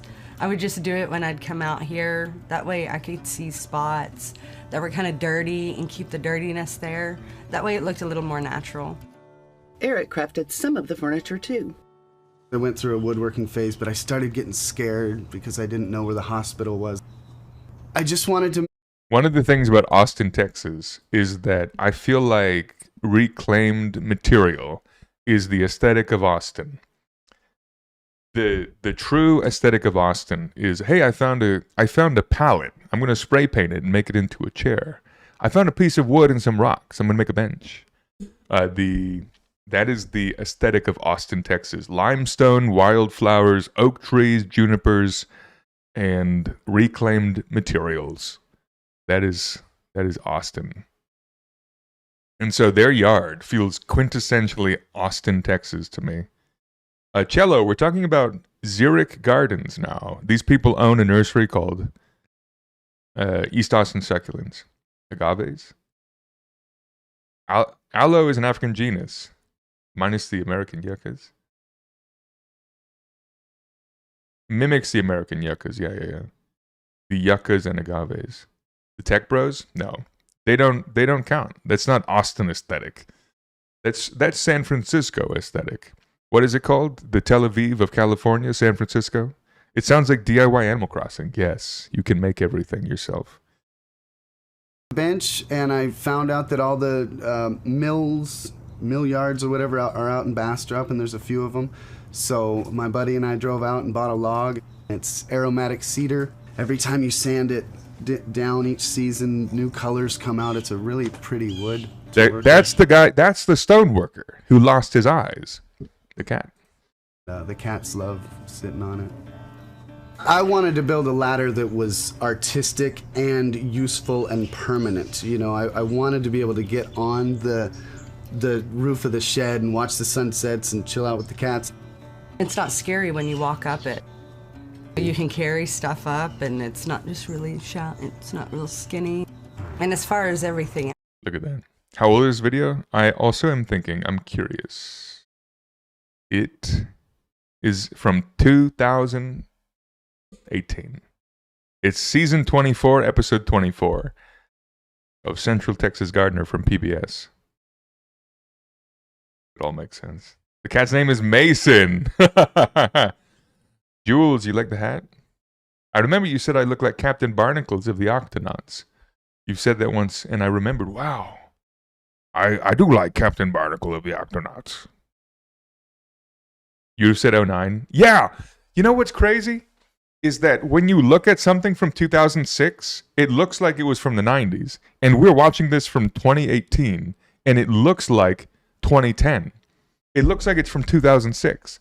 Something about the like our ability to recall the quality of video in like media, I think is what other people also experience, because I've noticed it too. It's like, I feel like it's a color grading. Yeah, Jay guy, you finished your workout and it might be color grading. Yeah, color grading and the specific quality of things. The color grading changes over the years. Yeah, but it's weird though, because when we're in 2000, so I saw a video. Or what was it? It was a trending picture of Lady Gaga from 2006. And it was quote tweeted and said, "This looks real 90s to me." I was like, it does. Something about this looks really different. Okay, Jay Guy has a good point. We recognize Technicolor films easily because of the way it was color graded. Yeah. A lot of HD stuff wasn't super available to everyone. Yeah, good point. I mean, this is a PBS, so publicly, Mexico in films is always a hazing yellow. Yeah. That's what, first time I saw LA, it was all a hazy yellow, and that wasn't even a filter. It was straight up just pollution. It's better now, though. You saw the tweet of Lady Gaga too, Jules? Yeah. Recycling. I mean, like these pots here, all of these I got them for free. They were all free. You got to take advantage of Craigslist. You got to just, keep your eye out for things. And you can make a really beautiful things and it not cost anything at all. They enrich the gardens in containers with homemade compost. For succulent containers, Eric mixes finished compost with wood chips, gravel, or perlite. To water their vegetables and their succulents when they need it, Julie and Eric head to the rain barrel. And a lot of people get rain barrels and spend a lot of time scooping their thing in and watering slowly or raising it up and getting a little trickle out of the hose. But if you just get a $50 sump pump and attach it to your hose, you can have great water pressure to water all your plants. It looks like the 2000s. Yeah. It's from 2018. I think also their particular aesthetic looks like 2000s. The folks here. You could put them in 2003. Like, that makes sense. You have oxygenated, magnetized water that's really healthy, and you can add all your nutrients, and you can add soap for bugs, and it's just a really easy way to fertilize your plants if you have a lot of plants. Eric raids office supply surplus stores for file cabinet planters drilled for drainage. Oh, these are file cabinets. Fascinating. That's Austin for you. Reclaimed materials used outdoors. This video is from PBS, for the record. They might have used iMovie, but this is a public broadcasting station. Here's a tip to save on soil in massive planters. Just styrofoam blocks usually. Shake your dirt down with big styrofoam blocks, or even logs, or upside down buckets. That's a good way to fill in that space. As far as design for the file cabinet, you just put height to the back and trailing stuff in the front. I just keep it simple. There are rules. You want a spiller and a filler and something else. I forget what it is, but thriller. Spiller, thriller. You want spiller, thriller, oh my God, what is it? So that's right. Your thriller is kind of the star of the show, and I love agaves for that. Just something that's the crown of an arrangement. And then you have your height to the back, and then you have something that's going to kind of trail over. And you want odd numbers. Simple. I just want variety. Most of the things out there are just from a 6-inch pot. It's a young yard, just things that I can get for cheap that will grow really well. You know, I always put the yuccas to the back because they're going to grow a lot taller than the agaves. And then throw in some ghost plants, because ghost plants are really cold hardy and they soften things. They make little cute spots, you know. So with every agave you plant, you can just throw in. Look at that. Those colors are interesting. The chalkiness on them. They do this in Dallas as well. Your old job had a real nice succulent wall. Interesting. Interesting. Surrounded by thorns. Cozy. No, maybe. I'm curious, you know, how... I love a good cactus spiny succulent garden. Those plants are some... And a lot of people would be opposed. Like the ice plant. I don't know any landscape design at all. I just kind of stick things where I like them and change them if I need to. So it's just a desire to get rid of more grass bit by bit over the years.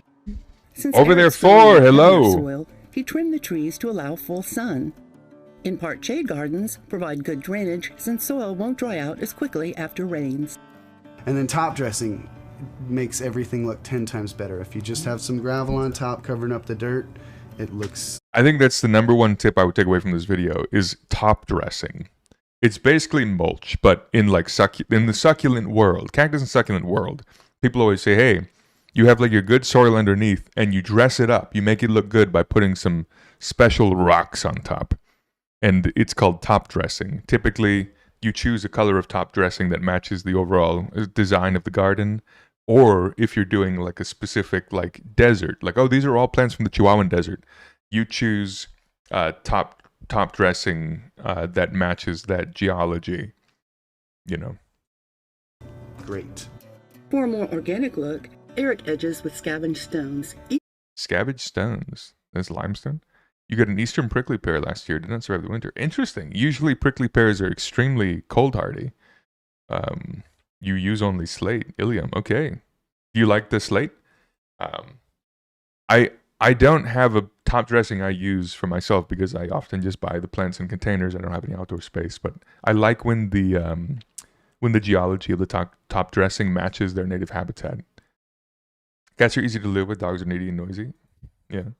Moved when he wants to broaden his plant avenue. It makes it prettier. Or even paver stones flipped up, you know, the skinny way, the wrong way, and you kind of bury them in the ground. You kind of make little statues around the yard for free. Julie and Eric looked into a brick mailbox from the former owner. Heat-loving, shallow-rooted succulents handle this postal position quite well. A lot of succulents like a confined space. A lot of the mailboxes around here have empty spots, so I'll just kind of go late at night and fill them in. I know them, so they wouldn't get too mad, but... Yeah. You know. Do you think they'll be mad at me? And I'm like, no, it's awesome. Go do it. Eric's made lots of new friends since he met his succulent destination. Well, I had 11 jobs my first year in Austin. I have a degree in environmental studies that got me into the Peace Corps, but I never really used it because you have to be environmental science or something to get good jobs. So I was just doing what I needed to do to pay the bills, bartending, and I'm really glad that I fell into it because I discovered a passion. I like doing what I'm doing. Those colors are real fascinating. I think these are the kind of colors that I see in the unusual variegated succulents. It's an aesthetic. You love trying to stage your plants to get hard, the right clay and earth for the habitat. Yeah, that makes sense. Ilium. I think choosing the same top dressing throughout is also nice if it's like specific collection. But yeah, it's such an aesthetic. You love his mellow energy, J Guy. Yeah, he's a cool cat. It's been nice. And I always have spines all over me, and my back hurts and my feet hurt, but I love succulents. All right, we're going to be talking about hot color for dry gardens right now with Nan Sturman. Nan Sturman! Television host from Southern California. Welcome to Central Texas Gardener. Thank you for having me. It's really nice to be here. You have authored a beautiful new book, Hot Color Dry Gardens. And tell me, what was the impetus for that? I give a lot of talks and I write a lot of books, and I promote water-wise gardening all throughout California. You know, it's really important throughout the West, the Southwest, and where you are, because we're in a period of drought. Drought is now becoming the standard. Right. To really encourage people to be much more climate appropriate in their plant choices. So I give lots of talks and teach lots of classes. And often when I'm talking about going with... Yeah, I don't know why the colors are so weird in that one. But Ilium, yeah. If you want to see a big shot, go to the About Us page. I know, right? They have a whole new place. I visited them in their like first East Austin location, Ilium, and then they moved in like last year or two, right? But you can follow East Austin Succulents on Instagram. I recommend it. They have fun stuff. It looks like 2010s. It is a 2010s. It's 2018.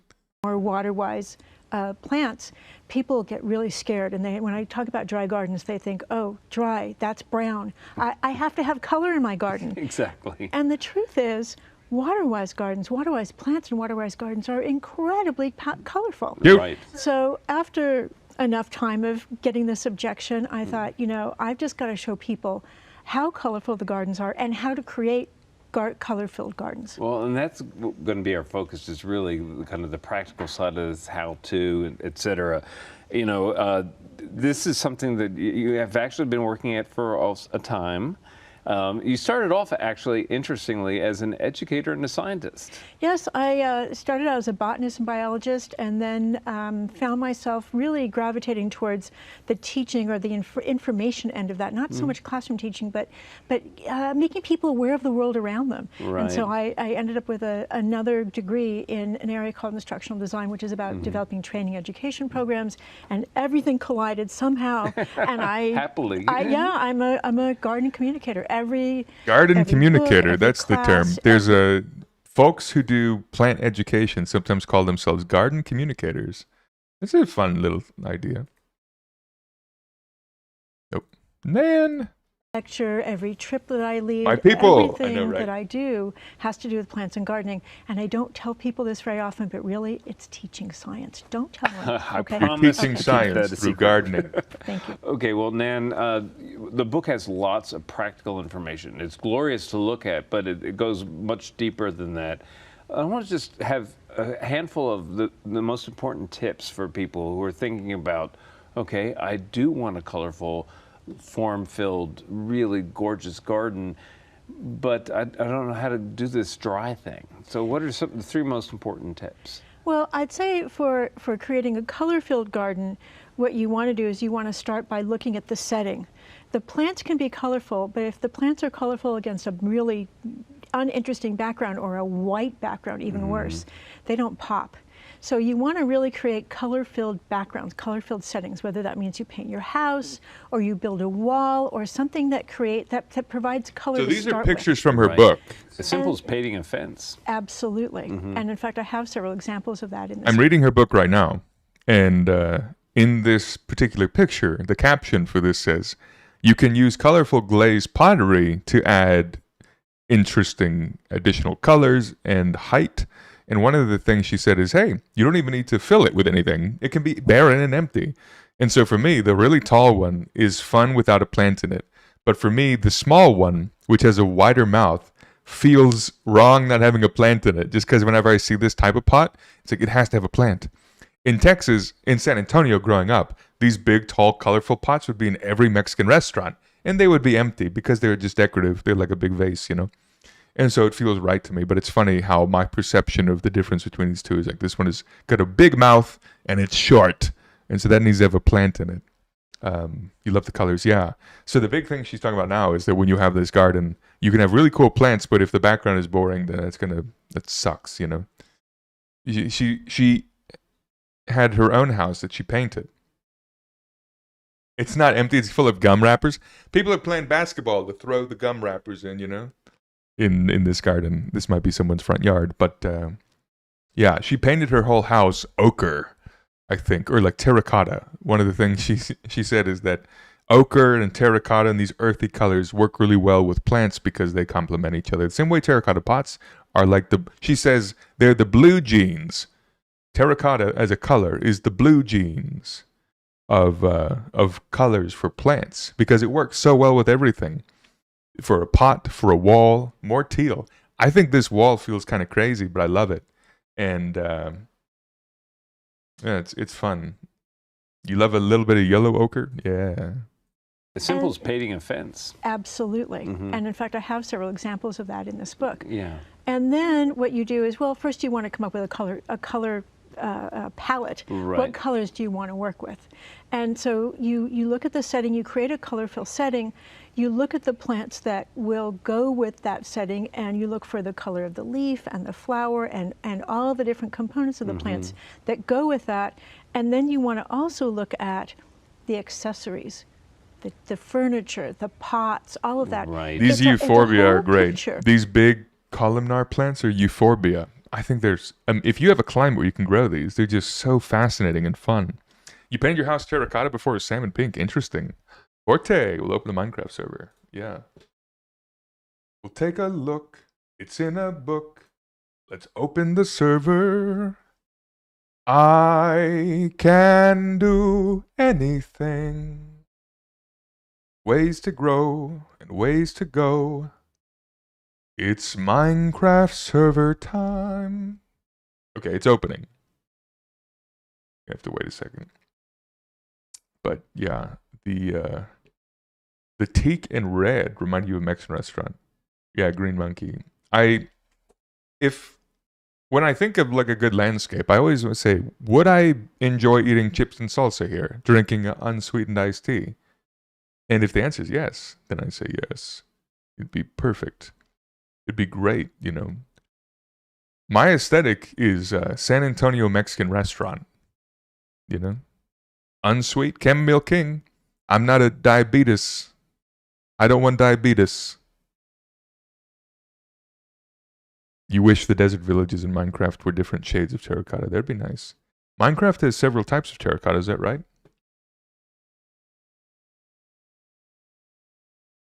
We're waiting for the server to open. Oh, I read teak. Oh, you meant to say teal. Teak is good too. I thought you were referring to the color of the wood, the teak wood. But, okay. Our Minecraft server is open. Not the beatus. It hurts your southern soul. I used to drink sweet tea. The thing is, when I drink sweet tea, or when I drink iced tea in general, I'm drinking maybe half a gallon. If I drink half a gallon of sweet tea, that is instant death for me. So I need to have it unsweet. Use equal? Yeah.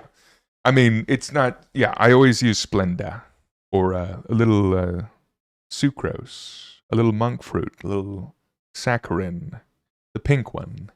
0-calorie sweeteners. Oh, okay. When I order it, I say I want unsweet, and then I put in my little artificial sweeteners, you know? Give me Splenda.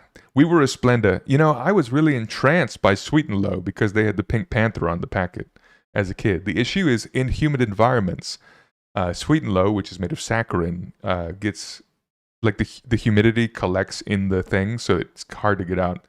Stevia gives you a headache. I've had that experience. I've tried stevia a lot. It didn't really work out too great for me. Yeah,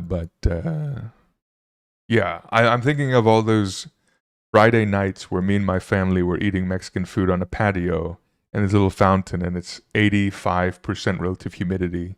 And then all of a sudden, all the Sweet and Low is stuck together because it's so humid. And you put your iced tea on the table and then 2 minutes later, there's a pool of water around from condensation. That's my childhood.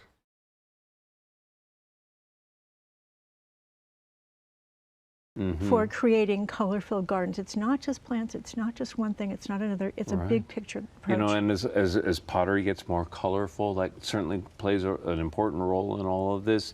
And you can even have colorful mulches now. You can use crushed glass mulch that's blue. Those are beautiful. I have one example of a woman who lives in Hollywood, and her house, she has one of those little old Spanish Revival style cottages. Except instead of being white with a red tile roof, it's sagey green with a blue roof. And her cool. whole garden plays off that. She inherited it, and so the Yeah. whole garden plays off that, and she brings in reds and all kinds of colors, and then her mulch in certain areas are the same Glass color mulch. as that sagey green. Glass mulch is a very interesting thing. It's like painting the ground. You know, you have to be strategic. Green monkey. Sucralose is a known experimental toxin as it does not break down naturally, associated with dementia and gut bacteria. Okay. Well, don't have too much of it, I guess. Right? Everything is a toxin, but in different quantities. You didn't know Southerners prefer sweet tea to iced tea until recently. Yeah. So in California, if I say I want iced tea, it's always unsweet. If you go to Texas and you say I would like an iced tea, they give it to you sweet.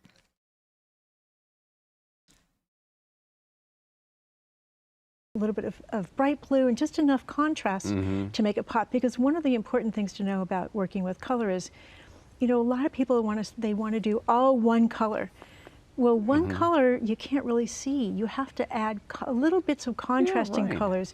That's what makes it pop. You know, and then, you know, and the book is filled with so many different kinds of plants. And one of the cool things about the desert kind of palette, if you will, is that there are new cultivars coming out with all sorts of color tones to them that are just really wonderful. Yes, so absolutely. you want a blue agave? No problem.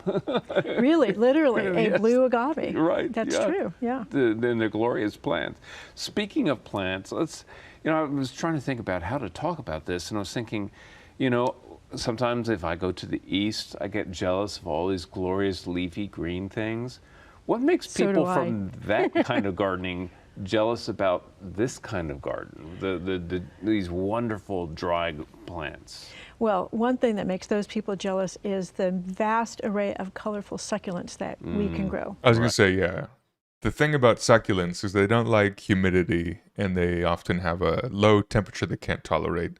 So like in this particular photo, I see some really cool succulents that do not like it getting below 40 degrees Fahrenheit. There's a Euphorbia terricale sticks on fire on the left here, this little thing. These tall columnar Euphorbia do not like getting cold. So those two are pretty cold sensitive. This aloe bush thing in the back, it's kind of blurry, hard to see, but that also doesn't like getting cold. Here's a ocotillo, which can tolerate the cold. These big agaves, maybe agave americana, can tolerate the cold. But yeah. And they don't like being humid. If it's too humid, they'll rot and they'll just get mildew and die. Green static. When you're in Atlanta, you saw someone dump a pitcher of sugar into a gallon of sweet tea and wonder if it was enough. That's good Southern iced tea for you. But generic equal for pennies, or Splendid's a ripoff. Interesting. Okay. Sibyl Minor, good to know. I'll keep my eyes peeled. And some of The which thing is, you grow I here. only get those artificial sweeteners when I'm at the restaurants. But when I'm with myself, I often just drink it unsweetened. I love a good tannic flavor. As well, Of course, the yeah. agaves and such. But there's things like there's a kalanchoe that's a round blade kalanchoe, the one yeah. Thersiflora, Yeah. and it's the color of sunset. And people look at that and they go crazy. In fact, sometimes I'll see online, you know, a pot and they have one little one and they'll say, "Look what I've got," and I think I got to patch this big. You know, Right. those plants. There's a incredible California native plants like what they call California lilac. Not really a lilac. Of course. The ceanothus. Okay, which bloom in ceanothus. Ceanothus is what I call the queen of California plants. And I love these plants. Ceanothus. Lilac. California lilac. Yeah, people call it a lilac. I've really actually never heard anyone call it California lilac. Everyone I know calls it Ceanothus, which is the genus. And these plants live throughout California, but the ones she shows here are cultivated varieties that do really well in gardens. There's the two on the right, I'm really well acquainted with. Concha is a big one, and Dark Star it also gets big, but it starts off a little bit smaller. It can be huge. Dark Star has a lot of this anthocyanin pigment, so those flowers are really dark purple, and it's aromatic, and it smells kind of like a sweet floral, but not like jasmine or anything, but it's like a strange sweetness. You like how bees buzz around ceanothus, yeah. Poinsettia, ceanothus. Do you have ceanothus in your neck of the woods? Concha's fun. They have really big flower inflorescences. I've used this one in a landscape design once. Beautiful plant. Gives a good backdrop as well. You never see those in Dallas? Yeah, these don't really grow in Dallas. I think they need like slightly drier environments. You love a good lavender and lilac sweet tea? Nice. I've never had lavender and lilac sweet tea. Bebop. Good to see you. We're talking about this plant called Ceanothus. Let's see. It's a genus with, okay, plants native to Canada, Florida, to Guatemala. Okay, these ones here I think are mostly, they like a Mediterranean climate. Those are pretty. Ceanothus. They are pretty. You have Ceanothus on your front porch. Very large bush. Really? Okay. Sable minor. Leucophyllum fructescens. The beautiful Texas sage. Yeah.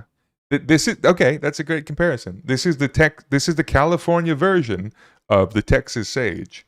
Beautiful hedge, gets about the same size. This one gets a little bit bigger. At least the cultivated varieties do. And they're covered in wonderful kind of cool colored flowers. These do smell aromatic. The smell I describe is kind of a gentle floral, intoxicating honey, but not like jasmine or anything tropical, just like a sweet honey smell. Shades of brilliant blue, cobalt blue, all the way to pale blue, and the leaves are a deep, deep green. They're gorgeous. Right. Then we have all the plants from the Mediterranean climates around the world. Of course. So, for example, South Africa. Is it convergent evolution? I mean, they're both shrub-like plants. They both converged on the shape of being a shrub, maybe. That's the only thing I would say is convergent about them. It's like, it's just a comparison for the sake of understanding, like, their use in a landscape, really. Maybe not a biological, but landscape analogy. Got a wealth of amazing looking plants.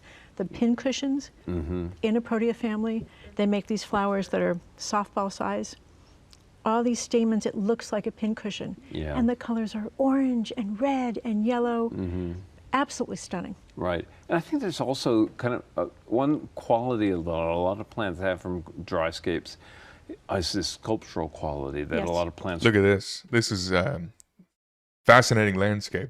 To me, it feels alien because a lot of these plants look strange to me. The top right is like an aloe tree, aloedendron.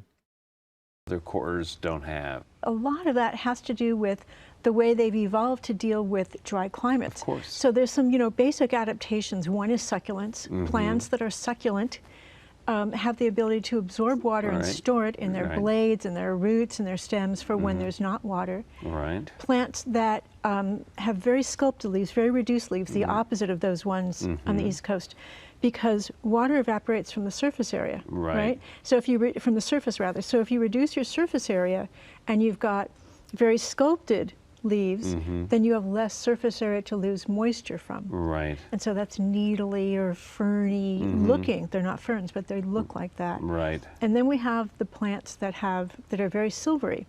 And the silvery can be one of two things. One is a thick waxy layer, which is a way of sealing in the water. Layer, And if you glaucous layer, that's my favorite color. When we talk about plant colors, glaucous is my favorite color. Glaucous is the waxy plants that have that white powder or the blue hue. Which is green underneath. Yes, right. Or those that are very fuzzy, and they have that layer of very fine hairs, and those hairs are sunscreen, like shade cloth, right? Yeah. And they also impede the loss of water from the surface of the leaf. So you have just a wealth of textures and sculpt shapes and all kinds of things. It's really fun to play with. Right. Now, one of the things I think some people fail with these kinds of plants because they haven't really attended to, for example, like the soil conditions. They'll try to grow something like this in clay or something like that. So what are some basic tips for people who really want to embrace this and be successful in terms of the surviving of the plants? Well, you do have to do your homework always and find out yeah. what kind of soil conditions a plant is best suited to. It's not always that easy to find that information out. Right. Nowadays, it is a lot easier than 2018. Glaucus was a sea god in Greek mythology. The sea god, the sea god Pontius, a mortal fisherman who ate a magical herb, became immortal and transformed into a merman with the gift of prophecy. He's known for his tragic myth of loving the nymph Scylla. Glaucus, Glaucus leaves. Galactu! That's right, Remy.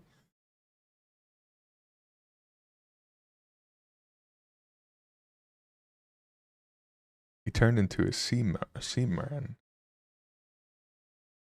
Sable Miner, do you like the European fan palm that has the silvery glaucus leaves, the one from Morocco? I like that one. I saw it the other day. A lot of these plants are going to want well-draining soil because of where they're from. And so a really great thing to do is to build a mound. Exactly. But I'm not talking about like a little gopher mound, like one mound for this plant, one mound for that Right. plant. That looks ridiculous. No.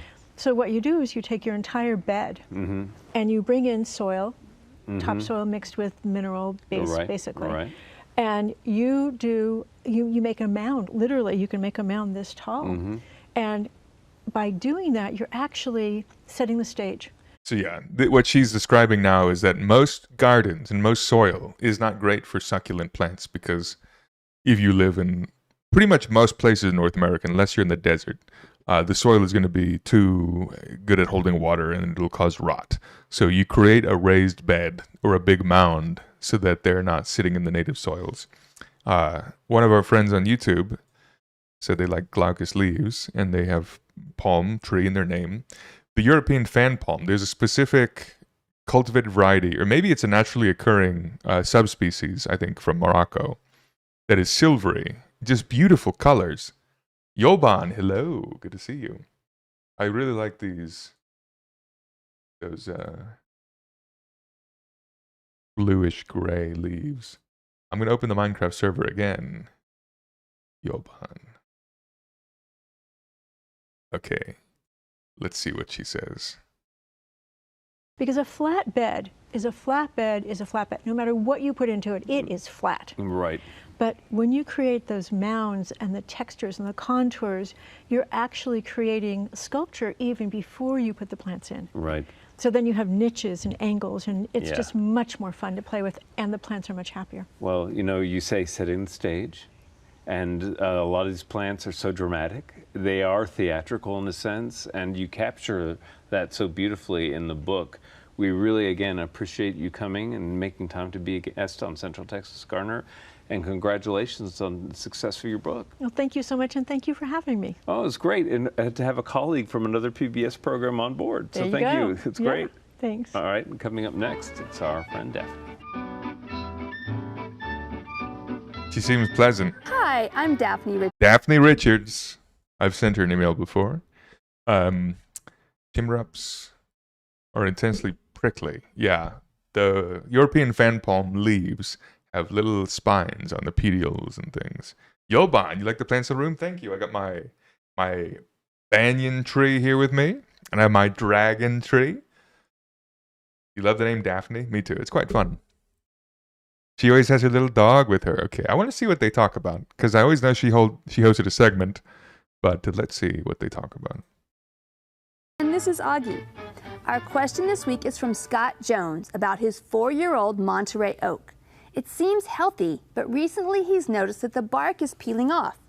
Scott points out that there are several black holes on the trunk, though some of the black is pruning paint. Wow. The new buds are hard with black tips. Plus, the tree hasn't produced as much new growth, just leafed out on existing growth. We checked with certified arborist April Rose, who gave us some great info.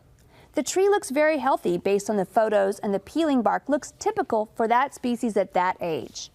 Monterey oaks, like live oaks, start with fairly smooth bark, then develop texture as they age. The holes look like the location of an old twig that was pruned at a very young age. Monterey oaks, also known as Mexican white oaks, are semi-evergreen to evergreen, meaning that if they drop their leaves, they do so in the early spring, just before they put on their first flush of new. Augie the doggy. Augie the doggy sitting so calm in her lap. Nothing is With wrong. such a cold winter last year, most Monterey oaks in central Texas haven't leafed out yet. So last year's leaves and twigs may look a bit unkempt and unhealthy, but that's really nothing to worry about just yet. And April recommends applying compost annually, maintaining 3 inches of mulch to drip line or further, and watering deeply as needed. Our plant of the week is purple Thai basil, a great addition to any herb lover's garden with its spicy anise flavor. Have you had purple Thai basil? It's quite unique. Basil is used pretty heavily in Thai cuisine, but not the Italian one. What is it called? Genovese basil? The Italian basil? That basil is so different from Thai basil. But yeah, Thai basil has a nice muskiness to it. You can grow these well in Texas. Plant as with other herbs in well-drained soil and full sun. In most gardens, Thai basil will be an annual, needing to be replaced each year. Okay, look, there you have the Italian basil in the back. And that looks like lemon basil, and this is Thai basil. Warmer climates with mild winters, it may be perennial, getting as tall as 18 inches and not quite as wide. Thai basil is pretty compact.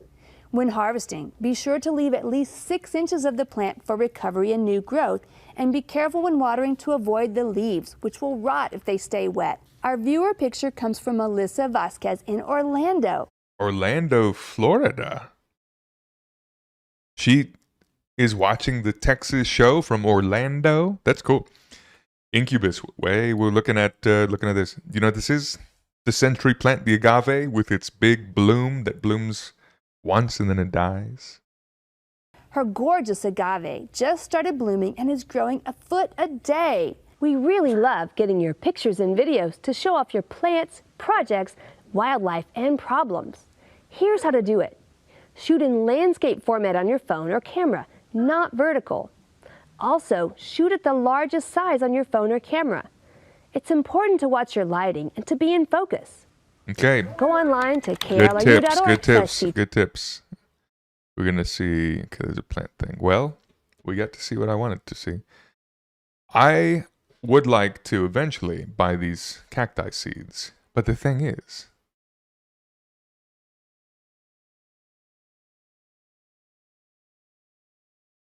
I want to have good space to grow them, where they get full sun. I want to get cactus seeds, and I want to grow cacti from seed. Table miner for real.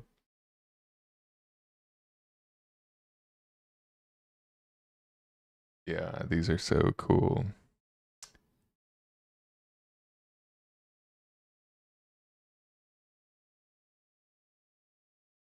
Beautiful. Anyway, okay. Once I have a good spot that gets a lot of sun, then I will probably get some cacti seeds and we'll grow them on stream. And we'll see how they do. They take a long time to grow. I've grown cacti from seeds before. What I did was I went to this website and I got a mix of like 10,000 different random cacti seeds. You can buy particular genera or species. Let's see, example. Let's say you just want to buy one species. So I'm going to go to Pharaoh cactus, my beloved, and you can find the species you like. I'm quite interested in growing the glaucous one. Erectus spinus is good too. Pharaoh cactus rectus spinus, the cactus with the longest spines in the world. I can get 25 seeds for $1. There's 28 currently described species of Pharaoh cactus. And I would like to grow them all. Give me back. Do they have...